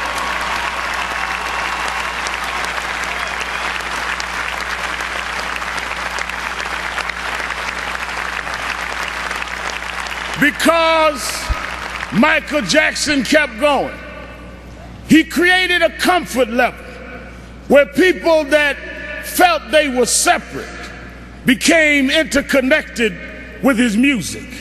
And it was that comfort level that kids from Japan and Ghana and France and Iowa and Pennsylvania got comfortable enough with each other to later it wasn't strange to us to watch Oprah on television. It wasn't strange to watch Tiger Woods golf. Those young kids grew up from being teenage, comfortable fans of Michael to being 40 years old and being comfortable to vote for a person of color to be the president of the United States of America. Michael did that. Michael made us love each other. Michael taught us to stand with each other. There are those that like to dig around mess. But millions around the world, we're going to uphold his message. It's not about mess, it's about his love message. As you climb up steep mountains, sometimes you scar your knee, sometimes you break your skin, but don't focus on the scars, focus on the journey. Michael beat him. Michael rose to the top. He outsang his cynics. He outdanced his doubters. He outperformed the pessimists. Every time he got knocked down, he got back up. Every time you counted him out, he came back in. Michael never stopped. Michael never stopped. Michael never stopped.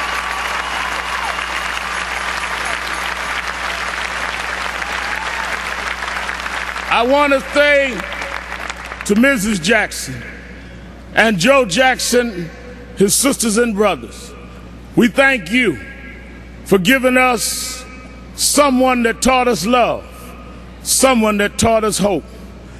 We want to thank you because we know it was your dream too. And we know that your heart is broken. I know you have some comfort from the letter from the President of the United States and Nelson Mandela, but this was your child. This was your brother. This was your cousin. Nothing will fill your heart's loss. But I hope the love that people are showing will make you know he didn't live in vain. And I want his 3 children to know, wasn't nothing strange about your daddy. It was strange what your daddy had to deal with. But he dealt with it.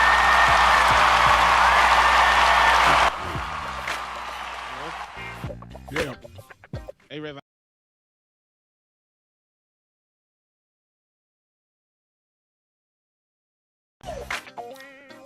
Keeping it real. I'm your host, Reverend Al Sharpton. Attorney Jennifer Jones Austin is our co-host. Let's go to Metaverse to Mr. Wells. Mr. Wells, you're keeping it real with Al Sharpton and Attorney Jennifer Jones Austin. Yes, thank you, Reverend Sharpton and Ms. Jones. Look, I have to say I concur not what she's saying about Alaska. And if we're having conversation, speaking in Alaska relative to the terms of the lower 48 and congressional representation, it's not going to work. Alaska has a population of less than 1 million, all right?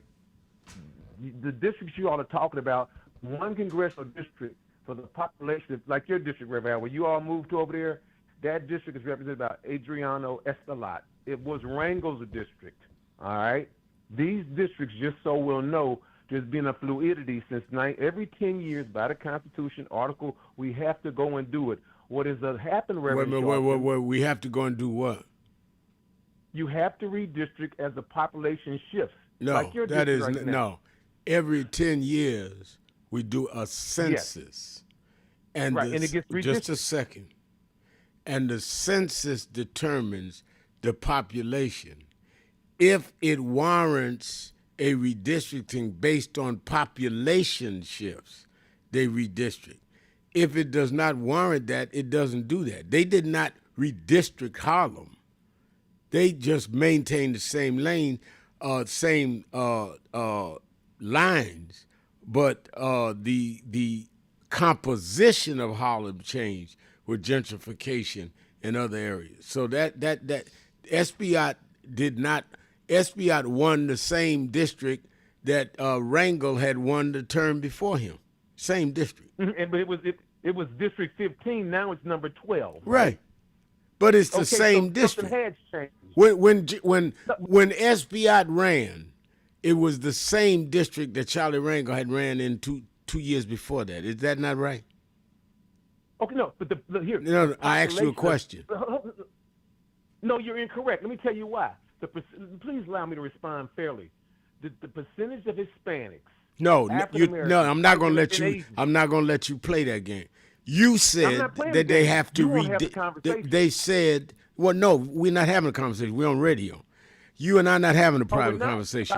So no, we're not. I'll repeat it. We're not having a conversation. We are going to make a statement. I'm going to answer and make a statement, or Jenny, and you can make a statement. But we're not going to sit up here and act like ain't nobody else on the phone. We're not having a conversation. So let me. But you're not talking about the people's business now. Yeah, I'm definitely talking about the people's business. What I'm saying is that to say that they redistricted every 10 years, without dealing with the fact that it goes by the makeup of the population, is misleading. If the population changes, they redistrict. They did not make that determination that led to Espaillat. That's what you said, and that's not. What year was Espaillat elected? He was not elected in a year of the census. He was elected after he had ran against Wrangell in the same district, was defeated, and he ran again. It's the same district. It's not. Look. It was 15 with Wrangell. It's 12 with Espaillat. Some of the areas, some of those voters have been retained because of where they lived then. Some of them because we tore down a dense housing population and put in high-rise homes. You didn't have when the population density shifts, the district will shift, and that's connected to public that's housing. True. But you said that they redistrict. That's not just true. That's a fact. Okay. Well, okay. Let's go to somebody. You want to argue? The fact is that you said they redistrict every 10 years, and that's not true. Because then you're trying to say that it's just automatically every 10 years they do redistricting. And that justifies what they're doing in Alabama. And that's not true. It's just factually not true. Hold on a second. No, I'm not going to hold on a second. You've been on 4 minutes, and you made a statement that's just not true. They redistrict according to how there is population. It is not an automatic that they redistrict every 10 years. That's what you said. Let's go to Keith Ellis. All right. Let me go to our live line. as I said, that this atrocious activity in the state of Minnesota is alarming at best, and the one that has raised this to national attention is the one that prosecuted and won the conviction of the killers of George Floyd, and that is the Attorney General of the state of Minnesota, Keith Ellison. Keith Ellison is on our hotline. Attorney General Ellison. How you doing there, Brother Rev? Thank you for calling in. This is outrageous. Explain to our audience what happened. So the state conventions are happening all over the United States, including Minnesota. The Republican state convention was happening in Duluth, Minnesota. Somebody rose from the floor and said, we need to have a moment of silence for Derek Chauvin. The person presiding over the meeting was a state legislator named Daniel Nadeau. And Mr. Nadeau said, well, is it the will of the body to do this? And they all said yes. And then they all did a moment of silence for Derek Chauvin. No moment of silence for George Floyd. No moment of silence for the victims. No moment of silence for his family. No moment of silence for the community. No moment of silence for the police officers who do a good job every single day protecting our citizens and abide by the law and the Constitution. Not even in a moment of silence for the troops who were killed in the Gulf because of Trump's war, but for Derek Chauvin. I mean, that is outrageous. And there was no objection from anybody in that convention. No objection yet from anybody. It's been, so like today is Thursday. This happened last Saturday. And between that time and now, no one has stepped forward and said, from that party, and said, this is morally wrong. We should not be doing this. This is absolutely improper. And so my thought is, yeah, one person says one thing one time, you can't blame a whole party for it. But nobody has said anything. In fact, they stepped forward to defend it. And so they're making it real clear to me that, despite the fact that he had a fair trial and had appeals, had every trial right, lost at trial, lost on appeals, they don't accept the rule of law. And I can only come to one conclusion, Rev, and that conclusion is this, that it's not, they don't really believe he didn't get a fair trial. They believe that a person like George Floyd, life is simply not important, and that a person like Derek Chauvin ought to be able to kill him and not have to deal with any consequences. That's the only logical, rational conclusion that I can come to, and nobody in the Minnesota Republican Party has stepped forward and said, no, actually, this was a mistake. And I'm still waiting on it. Now, the first of all, for people around the country to know, Derek Chauvin is not dead. He's in jail for killing George Floyd. So I don't know what they're having a moment of silence for. They're having a moment of silence for a convicted murderer. But the fact that Republicans in the state or even nationally hasn't addressed this, and you had to bring this to national attention, is a statement on how they value our lives, period, in the story, Attorney General. Well, I agree, Rev, and you were there every step of the way. I want to remind everybody that while we were doing this case, you were in town on multiple occasions, even during the trial, leading, pastoral care to the family, giving moral direction to the people of Minnesota. You were a calming influence, and I want to thank you for that. The bottom line is these people are defining themselves. They're telling the world who they are and what they're about. And I just think the world ought to know it. I don't want them to get away with this and people think, this is just partisan. This has nothing to do with partisan politics. This is a moral question. What they did is deeply sinful and immoral and wrong, because the Bible that they love to quote, doesn't it say thou shalt not kill? Yes. That's one of them thou shalt nots, ain't it? Yes, it Pretty is. clear, and yet they hold up the murderer and the killer, and they disgrace George Floyd for sure, but they disgrace George Floyd's family, And here's the other thing, and you know this because you were there. We had several police officers take the witness stand and say, this man violated our law and our training and the ethics of constitutional policing. For the people who wear the badge every day and do it right, George Floyd damaged their reputation and set the relationship back between police and community for years. His name should be nothing but a bad example, and yet they want to have a moment of silence for him. And it's upsetting, it's offensive, it's insulting, and they should not get away with it. No, they shouldn't. And I think I really want you on Politics Nation this weekend. We need to shake the whole country up and challenge the National Republican Party on why they're not reprimanding their local state party. This is outrageous. And have you heard from any of the local Republican officials say anything? We have heard from some of them, and they're defending it. Wow. We have. They're saying one of them is saying, "Oh, what's wrong with us lifting up an officer of the law?" Well, he was fired, so he's former, if anything. And I'm like, wait a minute, this man is no good example of a police officer. I can show you some good police officers, people who help people, who defend people, who protect people, who solve crimes that have been solved against people. This guy harmed policing as an institution. And so I must say that it's disgusting, and they have said nothing. Therefore, their silence condemns them. Sometimes silence is a statement, you know. Sometimes your silence can be deafening, you know. Silence is absolutely. If I may just add in here, if I can just quickly add in, it's good to be on with you, Attorney General Ellison. I'm just thinking about how, we had with Donald Trump this anti-weaponization fund. This is the same through line.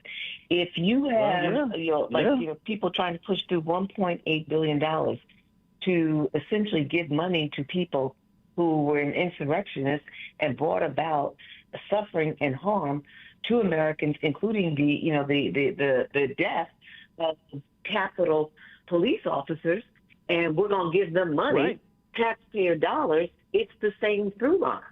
It's what justifies in the minds of these Republicans that they can celebrate their children. It's the same through line. It all leads back to Trump.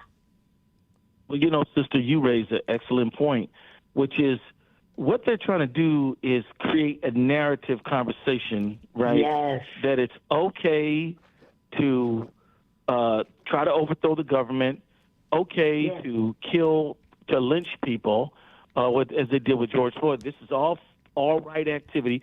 Some people are old enough to remember that, there was a time in American history where lynching and killing was just fine. They wanted to lynch Mike Pence. They lynched a lot of black people, but not only. I mean, they wanted to lynch Mike Pence, right? Right, that's right. I mean, and so this is the thing. These people who break the law and do wrong now are turned into martyrs, and we have to stand against it. Right. And I want to thank y'all for having me on today. I thank you for coming on, and I definitely want you on the weekend. We got to tell the nation about this, as our radio audiences nationwide. Thank you for taking time, Attorney General of Minnesota, Keith Ellison. Let's take a break. We'll be right back. Keeping it real. Sharpton. Jones Austin. Be right back. Keep it real. Breaking news.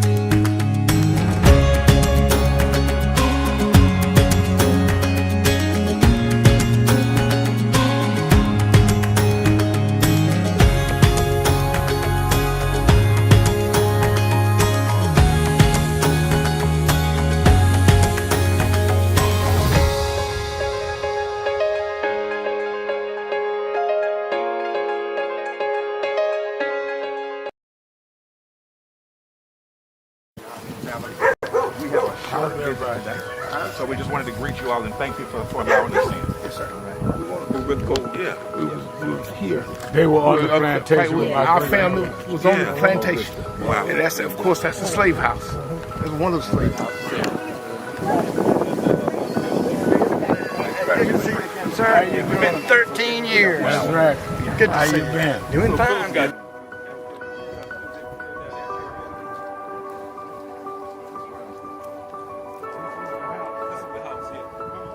Right, so that's and we Alexander Sharpton.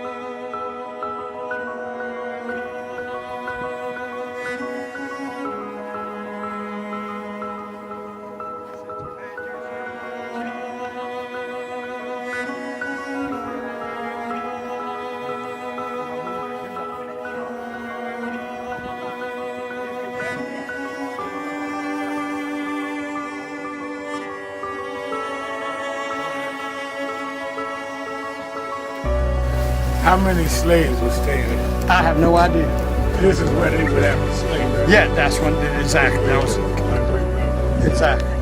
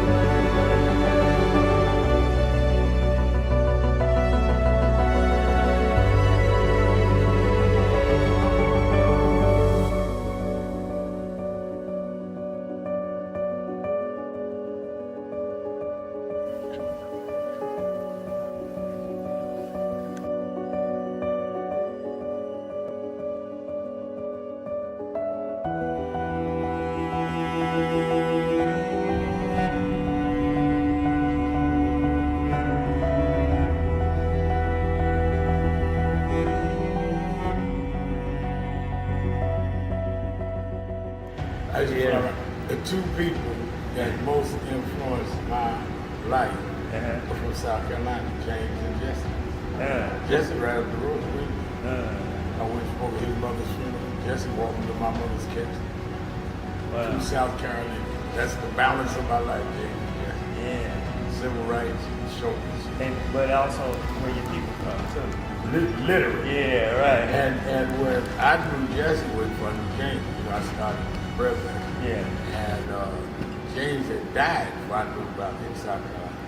Oh, really? Yeah. James died December 25th. He died Christmas Day, 06. And they came to do the story for February of 07. They came in January. His daughter swear that was his daddy and him pushing the information out. Wow. And I called Jesse and told him, do you know that my great-grandfather was a slave about 45, because Greenville right up to I-20. He said, I told you we was connected. That's why you gotta listen to me. But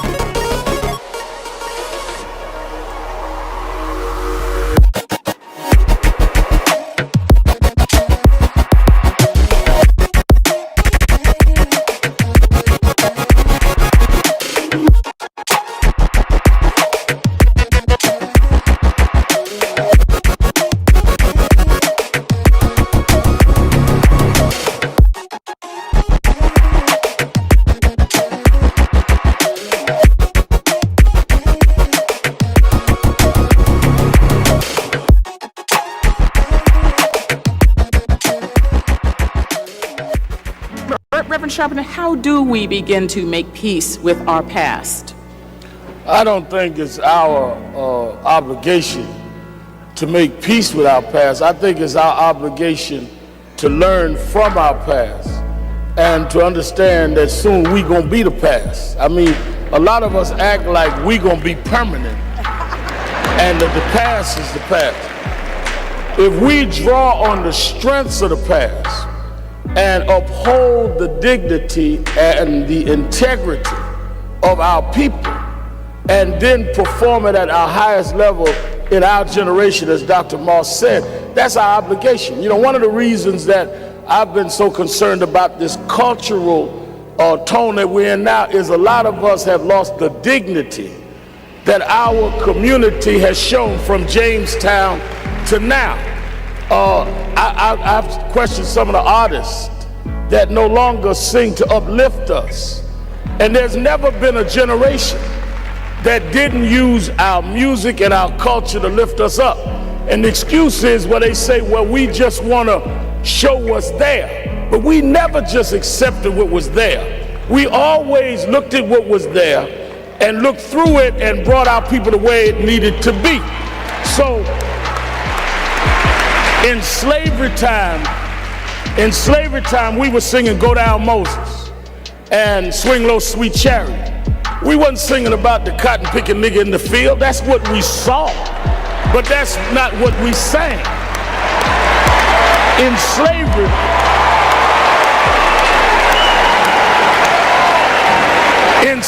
in segregation time, we were singing We Shall Overcome. Ain't gonna let nobody turn me around. We wasn't singing the hoe in the back of the bus. So where is this coming from? And that's what we need to challenge. I wish, you know, all of this about our friend Barack announced it today. I wish Obama had announced here, because Lincoln did not free us. The abolitionist movement freed us. Lincoln accommodated to freedom fighters. He was not a freedom fighter. Kennedy Jones Austin is our co-host. And Jenny, that was quite an alarming and, in my opinion, a wake-up kind of call for Keith Ellison, the Attorney General, to have to come out and say this. And this is now Thursday. Since Saturday, no Republican has come out and said anything denouncing this. I don't even know how you have a silent moment for a convicted murderer. I might add, he was convicted by his peers. As Keith Ellison said, I was there in Minnesota all through the trial. I was there the night of the verdict. And it wasn't just Keith Ellison saying he was a murderer or Al Sharpton. The jury said it. So what are you celebrating here? And what signal does that send, Jenny?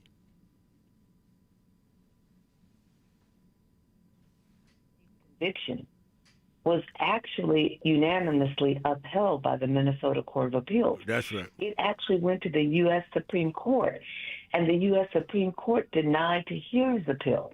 And so essentially they let the conviction and the sentence continue. They let it stand. So how do you even begin to suggest that he was wrongfully prosecuted, he didn't get a fair trial, when you have these other bodies of law? So like the Superior Court said, no, he got a fair trial. And what he did was wrong. He killed a man.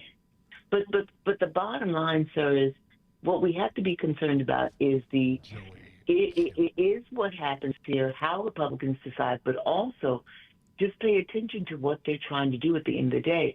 They are trying to normalize immoral, like egregious behavior.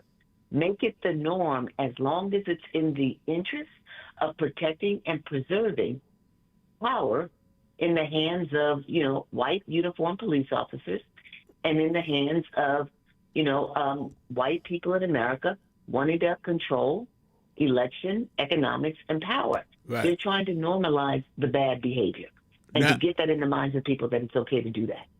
And Joanne Kemp says on our message board, I see how they're fine with a moment of silence for Derek Chauvin, the party of law and order. they elevated a 34-count felon to president. I guess that says it all. They don't care what they're convicted of. It's all right. Let me get back to something, though, because I don't want our audience, whether they agree or disagree with the Supreme Court or you or I, to understand things in a non-factual way. The census, as you say, Jenny, is every 10 years. Based on the outcome of the census, the state legislators can, based on whatever they deem necessary, population, protection of representation, or redraw lines. When they redrew the lines, when they had the 2000 census, and they went through the redrawing of the lines, I think in 2002, 2003, in the state legislature. They changed the, I believe it was at that time, the 13th, no, it's 13th now. It was the 15th congressional district in Harlem that Rangel represented. And during the 2012 redistricting, the 15th district was moved to the Bronx, and Harlem was redesignated in the 13th congressional. That was based on population, based on how they found it, right? It was not based on race, and it was not based on anything related to race. So to act as though it is normal, what they're doing in Alabama is what they did in Harlem, is outright not only misleading, it's wrong. Alabama said you do not need a second black district. They didn't say the population shifted. They didn't say any of that. Exactly right, sir. And they did not go on a census. This is 2026. They're not going on the 2010 census in Alabama. Yeah. So that's why I cut the call off, because you're giving misinformation. You got to wait till 2020 to get a new census. We 6 years past the census. This is a blatant attempt to cut down black representation. No doubt about it. You're spot on, sir. Everything you're saying is spot on. When they engaged in redistricting in Harlem, it was because what we had begun to see already was fewer and fewer black people, the population going down in Harlem, and you see more of a shift up to the Bronx. I mean, you can look at New York City maps, and you can see that as the cost of living has risen, you have more and more people moving into the least expensive borough, which is the Bronx. Now, it so happens that with gentrification, you're seeing fewer and fewer black people in Harlem, but it's not simply that they're redrawing lines because of black vote. It's that you've got more people. The Bronx is more densely populated. And because the overall aim of the House of Representatives is to have districts equal in number of people so that you can ensure more of a fair, like one person, one vote thing. When the population begins to soar in the Bronx, then you've got to you've got to redraw the line. Right. And that took some of Harlem. It had nothing to do with black people. No, but the to try and compare that with Alabama had nothing to do with a population shift. It was that we don't need another black district. And they overlap the same Republican district. Secondly, the whole basis of it is you review it every 10 years with the census. How do you justify 2026? Even if you're saying, well, they raised it in 2024. 2024, you were 4 years into that census. So clearly this had nothing to do with a population shift. Not at all. It had everything to do with a fear that during the midterms, because it's historical that the midterms, you'll usually see a flip of Congress, and the president who's in charge, his party, will lose seats. But more than that, because of Trump politics and the way the Republicans have been acting in the Congress, they all feared that they were going to lose seats. So they engineered this redistricting process to get the support that they needed. It's shameful. It's absolutely shameful. It is absolutely shameful. I just wanted to clear that up for our audience to understand that this had nothing to do with no census. When when you're a year over the halfway mark of the decade. Mhm. I mean, and they said blatantly in the Supreme Court decision that race cannot be a factor. This is about race, and we need to answer it. Let's go to Charles in Washington, D.C. Charles, you're keeping it real with Sharpton and Jones Austin. Let's go to break first. Let's take our break. We'll come right back to you, Charles. We're right on the break now. We'll be right back. Keeping it real. Sharpton, 1-877-532-5797. Be right back.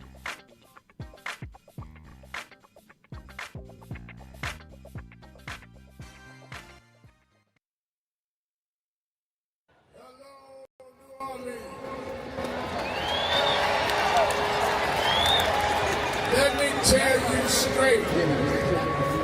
They did not think we could come and be here tonight. They cut budgets and advertising, but one black man, Rich Newton, said, I don't care. My families come together every 4th of July weekend, and Essence will happen, because that's who we are.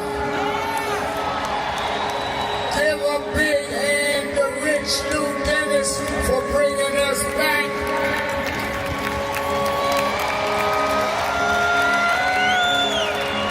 Why do we come? Because the essence of who we are is essential to what made this nation. We built this nation. We made this nation. We created the essential dollars that this nation lives off of. We don't care what bill they pass. We will not back up. We will not back down. We will not give in. We will not be chased out. We don't care who's in the White House. We will organize our house by house.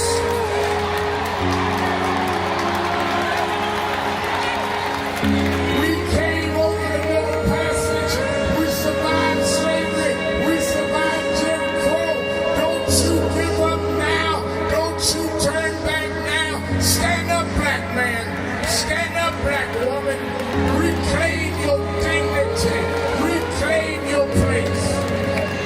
So we stand with the Black Global Black Economic Forum. We stand with Essence Magazine because that's who we are. So don't give in now. Yes, there's some rough days, but we've been through rougher days than this. Yes, Trump is a bad dude, but we beat badder dudes than Trump. So let's party with a purpose, because our rhythm and our music reminds us who we are. Because we can smile through our pain and organize for our gain. Let's stand up and let's celebrate who we are. Thank you, God bless you.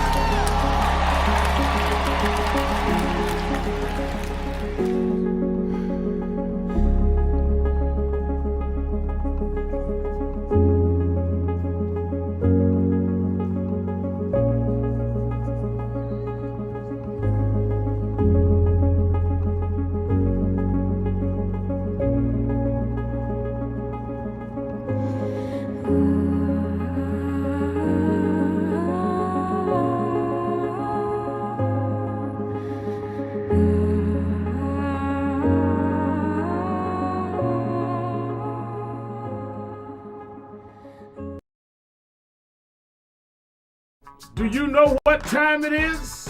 It's Al Sharpton time. It's time to put aside all pretenses, deception, denial, or fronting. The time has come to keep it real on Keeping It Real with Reverend Al Sharpton. You need to keep it real with Reverend Al Sharpton right here on Uber TV. Reverend Al Sharpton, and we're back.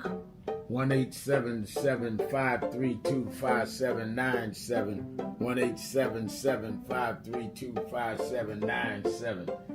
Let's go back to the phone. Attorney Jennifer Jones Austin. You know, every day, Monday through Friday, I do 3 hours a day on Keeping It Real with Reverend Al Sharpton. I do 1 hour on Sunday mornings with Reverend Al Sharpton. And I'm live on radio and TV with the Saturday Action Rally. 7 days a week, I talk to our people, hear from them, to call in. I'm sick and tired of people talking for people that they don't talk to.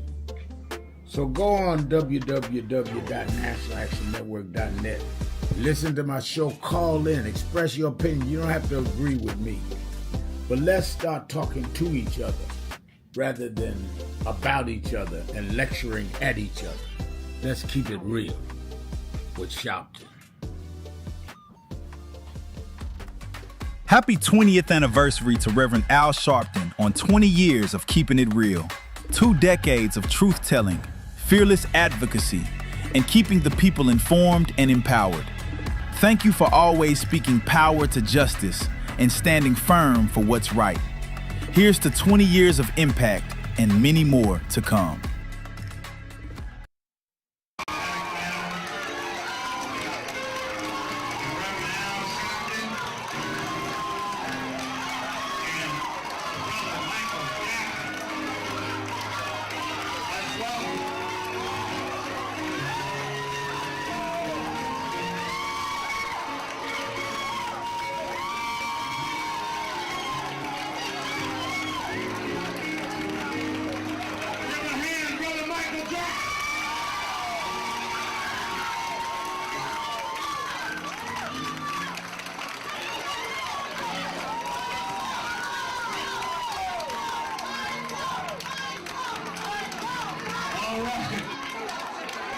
We need some room. All right, hold on. Michael Jackson is the highest selling artist of all time. No one has sold more records in the history of the planet than Michael Jackson. But Michael Jackson said to us, he did not want to just raise the issue of what's happening with him. He said that artists all over the world need people to stand up and protect their rights. And he said, Reverend, if we're going to stand up, if it's for all artists, I'm there. As you know, there's a big rally his fan club is doing this afternoon, but he said, I'm coming to Harlem this morning to meet with community leaders because we want justice in the music industry for all artists. Now there'll be some that say, oh, Michael, are you doing this only because of your situation? Michael came to Harlem 2 months ago for the DNC. Now he comes for his own peers. Because we discussed it. Kathy and I talked about how we watched James Brown struggle, Little Richard struggle. We've seen artists, black and white and Latino struggle. Somewhere this has to stop. We do not buy records. We do not buy CDs to give money to the company. We buy it to support the artists that we like. And we want the artists to be free. We don't want the companies bigger than the artists. We want the people respected and the stars that we make stars to shine in the galaxy for us. So let me say this is the 4th of July weekend. Michael Jackson is an American story. Him and his family rode from Gary, Indiana, to where he's an icon all over the world. Didn't no one give him anything. He sung, he danced, he created, he produced, he spent hours in the studio. No executive did that for him. You do not have the right to take from someone what you didn't put in them. He created where he is. We appreciated it. We didn't hear about Michael when he got to Sony. We knew Michael with ABC when he was in Gary.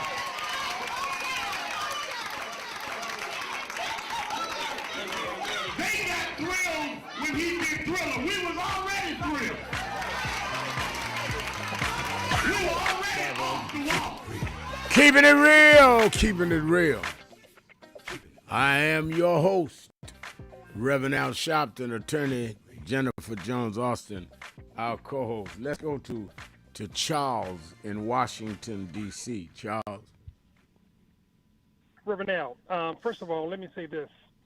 It was very good to see former United States Attorney General Eric Holder come out and endorse Kenya McDuffie in his campaign to become the next mayor of Washington, D.C. But my question to you, Reverend Al, is... He came out and endorsed whom? Kenya McDuffie. Okay. Yes. My question to you, and this is not my personal question, not my argument, but if someone called you, Reverend Al, and they said, well, Reverend Al, you've been out there for a long time, you've been serving our people for a long time, but you're getting old and you need to step aside, what would you say to them? I would say that step aside from what? And if they said from the organization, I would say that's the organization's decision. In fact, Jennifer Jones, who's on, is the vice chair of the board of the organization. And I said 2 years ago that I wanted to step aside. They said, we need you to finish what you started. Because I said that I really want to pursue a lot of things I'm doing in media. So I think that for people that are not in an organization, not to respect the organization's leadership and membership is being disrespectful. If they don't feel they want to join an organization, they have that prerogative, they have that right, but they can't decide how that organization is going to be run. Secondly, if they're talking about me stepping aside from my TV show, if I step aside doesn't mean they're going to bring in another black activist for that television show. And if I step aside from this radio show, doesn't mean that's going to happen. So they would have to tell you, step aside from what? And how do we have the continued work if somebody step aside? That's one. Second, if it's based on age, I'm 9 or 10 years younger than the President of the United States. I'm 15 years younger than Bernie Sanders. So who decides the age that you step aside? Excellent response, Reverend Al. And the reason I brought that up is because, and I think everyone listening to your show and who have a conscience, everybody should pay close attention to what's happening down in Georgia. In Georgia right now, you have Rod Pitts running to be the chair of Fulton County. Right. And you have people who are political opportunists saying that he needs to step aside. And then you have Judge Penny Brown Reynolds, she's running for Secretary of State. The people that we think would support her, people who look like you and I, who would support her, they are not. And then we're saying, we have people who are trying to derail the campaign of Keisha Lance Bottoms for governor. And here we have in Georgia, in Atlanta, 3 very effective black people who most certainly should get the support from black people. And people are making all kinds of excuses. It could be because you're a woman, or it could be because Mr. Pitt's 84 years old. I think it's time off for silly games and nonsense. Yeah, well, I agree with you, Charles. I think that I don't know Pitts, but if he's 84, Maxine Waters is 88, and I think Clyburn, who we just got through fighting for, is 84, 85. What does age have to do with it? The youth leader, I'm gonna say it 3 times. The youth leader of the Young Progressives is 85-year-old Bernie Sanders. So why is there a different standard in the black community? In fact, I saw Sanders and AOC touring stadiums together. They're not talking about who's old and young. They're together. So if the only thing someone has, and I don't know the races that you're mentioning intimately, but if all they got is age, that means they have no agenda. Because if all you can do is run on somebody's old because you don't have an agenda. Thank you very much, Reverend Al. Thank you. Thank you. Thank you for your call. I appreciate you. I appreciate you. Let's go to Little Mountain, South Carolina. Spencer, you're keeping it real with Al Sharpton. Hey, Al, how you doing? I'm doing good here in this beautiful weather. But look, the thing that that Trump is and the government is playing with the slush fund on how they're going to pay the people that did the rioting in the Capitol. You know, I was thinking about that thing, and I said, now, that was just one area that the blacks was definitely trying to copy what America wanted them to copy, and how to be very much positive, how to have imagery, how to have neighborhoods, how to have businesses. And guess what happened? The people took their private planes and bombed the place and burned it down. If I'm not mistaken, I have not heard not one person was convicted. Now, I'm thinking about that fund again, that special thing that Todd Blanche brought in. Would them people who got burned out, would have a chance, or they kids, to try to capitalize on what their parents had did and somebody burnt them out? Would they be allowed to apply for that fund? But wait a second. Let's go a little bit further. If I'm not mistaken, it wasn't us, but it was the government that came up with another thing about if you're black and you've been punished in America, we got a certain amount of money that we're going to give you. We ain't got that money yet. Now, I'm trying to figure out, okay? I'm trying to figure out, why couldn't they have cut in something that had a positive overplay with it instead of just strictly slapping folks in the face, especially taxpayers? But let me tell you the one thing that I read, looking at history books and looking back. The Indians came up with a statement that we keep on overlooking. They said the white man got a fork in the tongue. We don't pay no attention to that. But if you pay attention to it, every time Donald Trump says something on the evening news, you got to wait 3 days before you know what the hell he said. Now, that sort of proves a point, and we're still tripping over the same dumb message that they pulling on us. And now the reason why I'm saying this, Reverend Al, because the 4th of July, I got a feeling it's going to turn raggedy. And I'm going to tell you why. Because people has been laid off. There's people who now is getting ready to get a notice that they can't pay their rent or can't pay for their car. And this 4th of July, the flag waving crap, people are going to be forced to do something, and it don't have to be positive because they're learning from a crook in the White House. Well, I don't want to encourage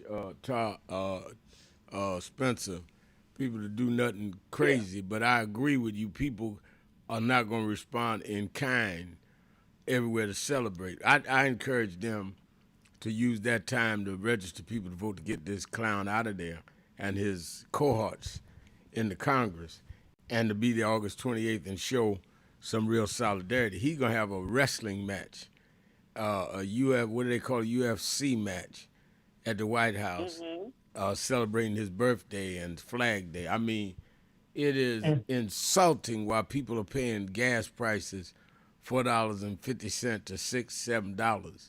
And now they say, well, it's going to stabilize at an exorbitant rate, like that's doing us a favor. It is absurd. It is insulting. And I think we need to really, really bed down and organize. I really, really do. But thank you for your call, Spencer. I have to take my break. We'll be right back after the break. Sharpton, Jones Austin. Be right back.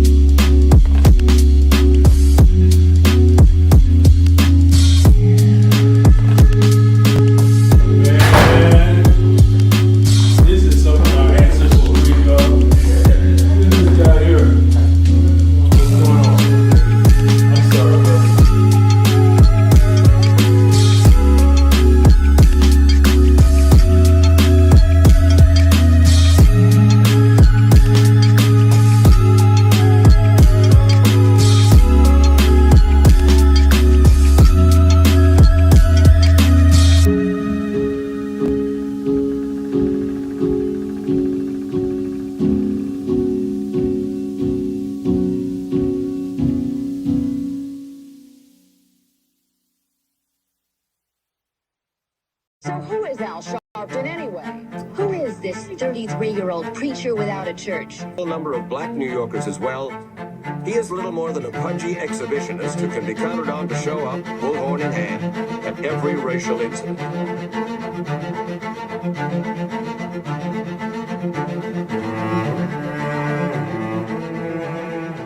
I often quote Mark Twain saying, "The two most important moments in life is the moment you are born and the moment you find out why you were born." I had a very troubling conversation the other day that prompted me to do this little video. Young man that I've known a while came to me and he was crushed. I mean, really crushed, because people were criticizing his work. He's in the ministry, but he's also an actor. And he said he couldn't understand why people were jumping all over, criticizing him, trying to find scandalous and derogatory things about him. And I told him, I said, you know, you very young. You don't know the road I've traveled. They called me everything but a child of God. A blabbermouth, a loudmouth, too flamboyant, an agitator, a racist, I had to know. Yeah, right. I was not defined by how others saw me. I was defined by how I saw myself and whether I was being true to myself. Some of you watching this don't like me. And it doesn't matter as long as I know what I'm doing and I like me for being real. So I'm doing this video to say to you, whoever you are and whatever you do, you may not be in ministry or social justice, none of this stuff, but don't live your life worried about opposition or people that don't like you. You can turn that around. Use me as an example. The same people that call me a scam artist, a con artist, a sellout, or racial hustler and all, I kept going. And the people I respected started respecting and publicly embracing my work. When Coretta Scott King, the widow of Dr. Martin Luther King Jr., had this to say about Al Sharpton. A leader who has protested injustice with a passionate, unrelenting commitment to nonviolent action in the spirit and tradition of Martin Luther King Jr. And I am talking about your leader, our leader, the Reverend Al Sharpton. The other thing that hasn't changed is the National Action Network's commitment to fight injustice and inequality here in New York City and across America. And that's not only a testament to Reverend Sharpton, it's a testament to all of you who are here tonight. First and foremost, to Reverend Sharpton. I saw him when he first came on the scene, and I have marveled at his tenacity, at the development of his intellect, and his devotion to our movement, and much he has contributed to the world we are experiencing. I am honored, and I must say that when I had my debate with Dr. King on the issue of the church and religion, he didn't warn me that after his departure, his space would be filled by another preacher, and that preacher would be Al Sharpton. All you want in life is people that matter to you to say you did all right. And more important, that you can look in the mirror and say you did all right. Thank you, Rev. Thanks for that introduction. Look, we've known each other for a long time. I'm grateful not only for your leadership and partnership, but quite frankly, more importantly, for your friendship. And thanks to all of you, members of our nation's most important civil rights organization. You have been, over all of your years, such an extraordinary leader. You are a voice of truth, a voice of conscience, a voice of practicality around what we must address and what we can do. And I thank you so much for your friendship. I remember that most of the youth around Al's age, he was about 12, wanted to be like Connie Hawkins, a great basketball player, legend, or Earl the Pearl, or Clyde Frazier. Al wanted to be like Adam Powell, a powerful preacher with a social justice gospel. He was very close to, at that time, the Reverend William Augustus Jones, powerful preacher and social justice advocate, and Reverend Gardner Taylor State right down the street, and Bishop Washington, whose church he came from, and Reverend Sandy Ray. He wanted to be like these giant preachers. He wanted them to have the edge, however, of the King's social justice dimension. He wanted to be like them. Now he's one of them. Perhaps taller than most of them because of the risks he has taken and the reward God has given him with his gift. I remember so well that first escorted him to jail. He was around 13 years old with the jail fighting the ANP. He was in the lineage of our struggle. He grew up in it. Keeping it real, keeping it real. I'm your host, Reverend Al Sharpton. Attorney Jennifer Jones Austin is our co-host. Don't forget, watch Politics Nation with Al Sharpton live Saturday and Sunday, 5 p.m. Eastern Time on MS Now. And I'm going to have on some of our senators dealing with this war, this vote they did, and how they intend to deal with the War Powers Act on Iran. I want to also deal with the testimony of Rubio before the Senate. We're also going to deal, of course, with some of the criminal justice cases. This young man shot in the back, and the video says he was not doing anything. I talked to his mother 2 days ago. I'm going to have, as you heard, Keith Ellison on talking about how the state of Minnesota GOP stood up in a moment of silence for a convicted murderer in jail, who's in jail now, Derek Chauvin, who killed George Floyd with his knee. And, of course, we're going to deal with the ongoing battle around affordability. I'm going to have experts on how this gas stuff is going. So watch Politics Nation live at 5 p.m. Saturday and Sunday on MS Now. You that are in the New York, New Jersey, Connecticut area, meet me or beat me to the Saturday Action Rally at the Mother AME Zion Church, Historic Church on 137th Street and Lenox Avenue, 9 a.m. to 11 a.m. As we organize every Saturday around our brigades, getting ready for the big march. And certainly, I like to have prep time so we can saturate the communities, so we get people ready to go to these 4th of July parties and use that to organize people to vote, people to register, people to come to the march. So be at the rally Saturday at the House of Justice. If you're not in New York, at the Mother AME Zion, that's where the House of Justice meeting is. If you're not in New York, you can watch it live on Impact Television or on www.nationalactionnetwork.net or on YouTube/NAN. And the big march, August 28th, people are signing up from all over the country saying, I'm coming, I want to come, I want to get a bus, I can organize a bus, get instructions, whatever you want to ask. Sign up and ask it at www.nationalactionnetwork.net. Jenny, before we go to the phones, I've been telling people that we are just about ready to open a new headquarters, and you've been engineering whatever we need to clear it from the city so we don't go in and have violations and we shouldn't have been in and all. And you've been doing a yeoman's job, but we are just days away from being able to do that due to your diligence. And we appreciate it. It's quite exciting. Thank you. No, it's so exciting, Reverend Sharpton, and you have created a new home for National Action Network that is within the community, that is of the community, for the community, it's by the community. And I think that people are going to come in and immediately feel and appreciate that this is something that you determined to, NAN is an organization, but it's also an institution.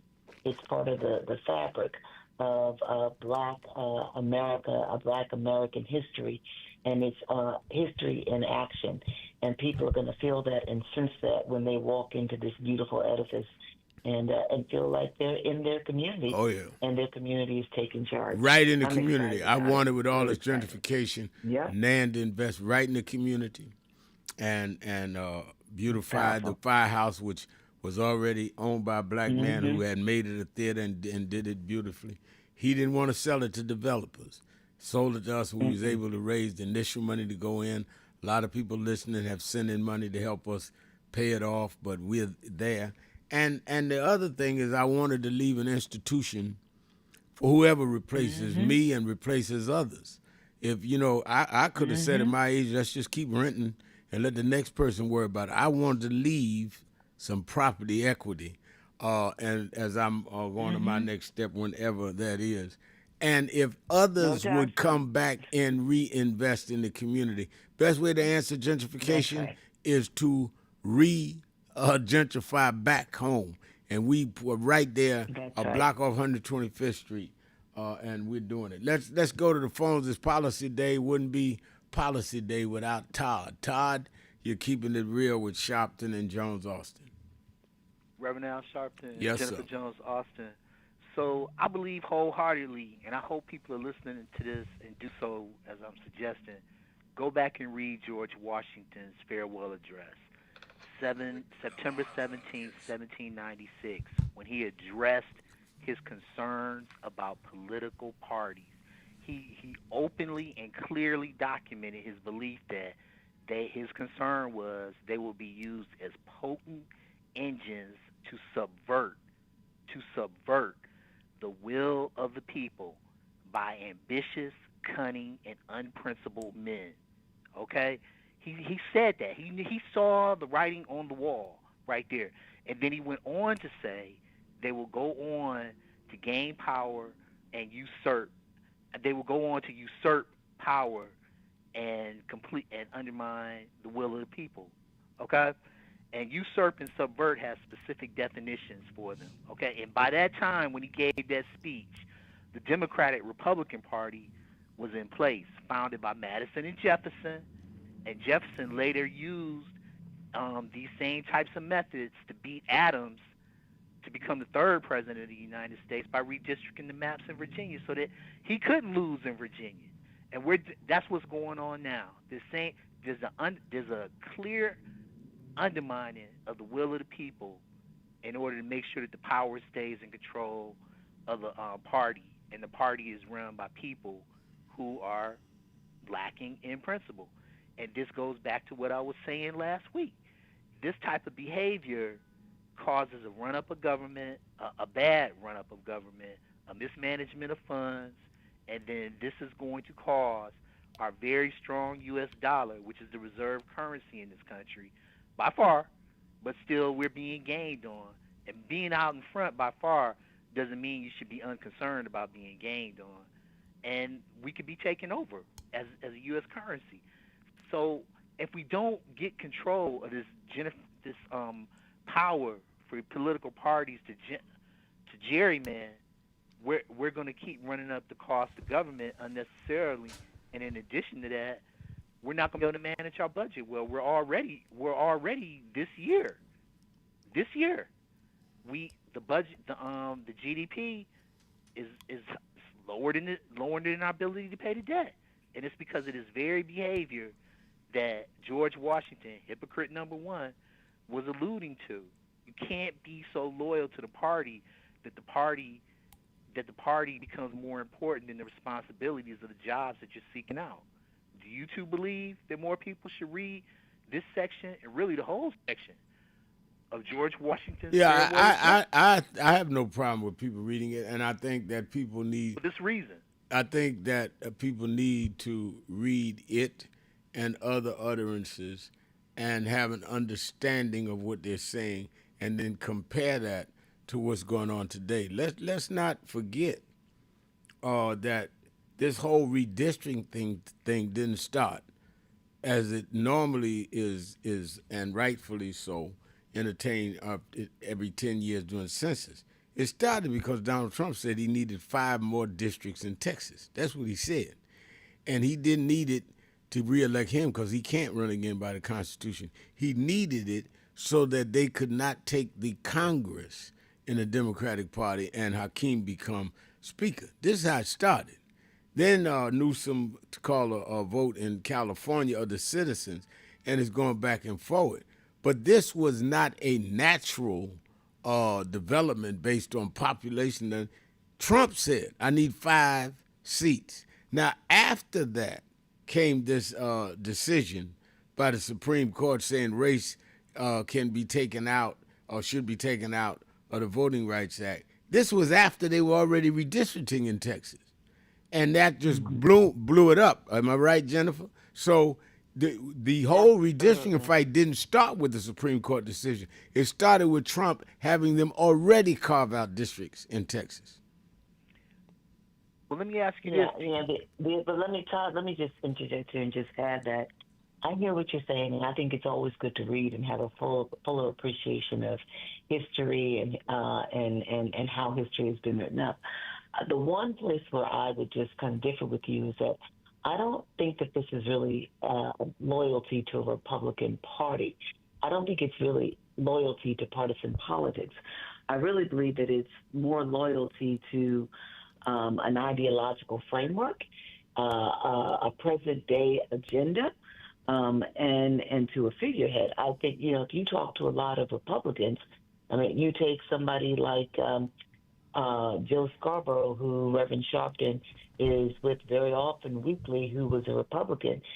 He and other people, he doesn't identify as a Republican, but he and other persons who have who have been or long were Republicans will tell you that this is not the Republican Party, that the values that are being advanced right now are not Republican, traditional Republican values in nature.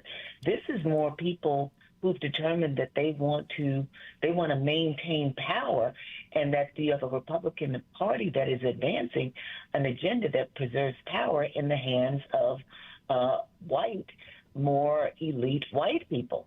So I get what you're saying, but I don't think it's loyalty to Republican Party. I think it's loyalty to an agenda that advances the values and beliefs of some who identify right now with the Republican Party. That's what Washington. Well, these aren't my words. These are Washington's words. This is what Washington is saying when he used the word usurp power.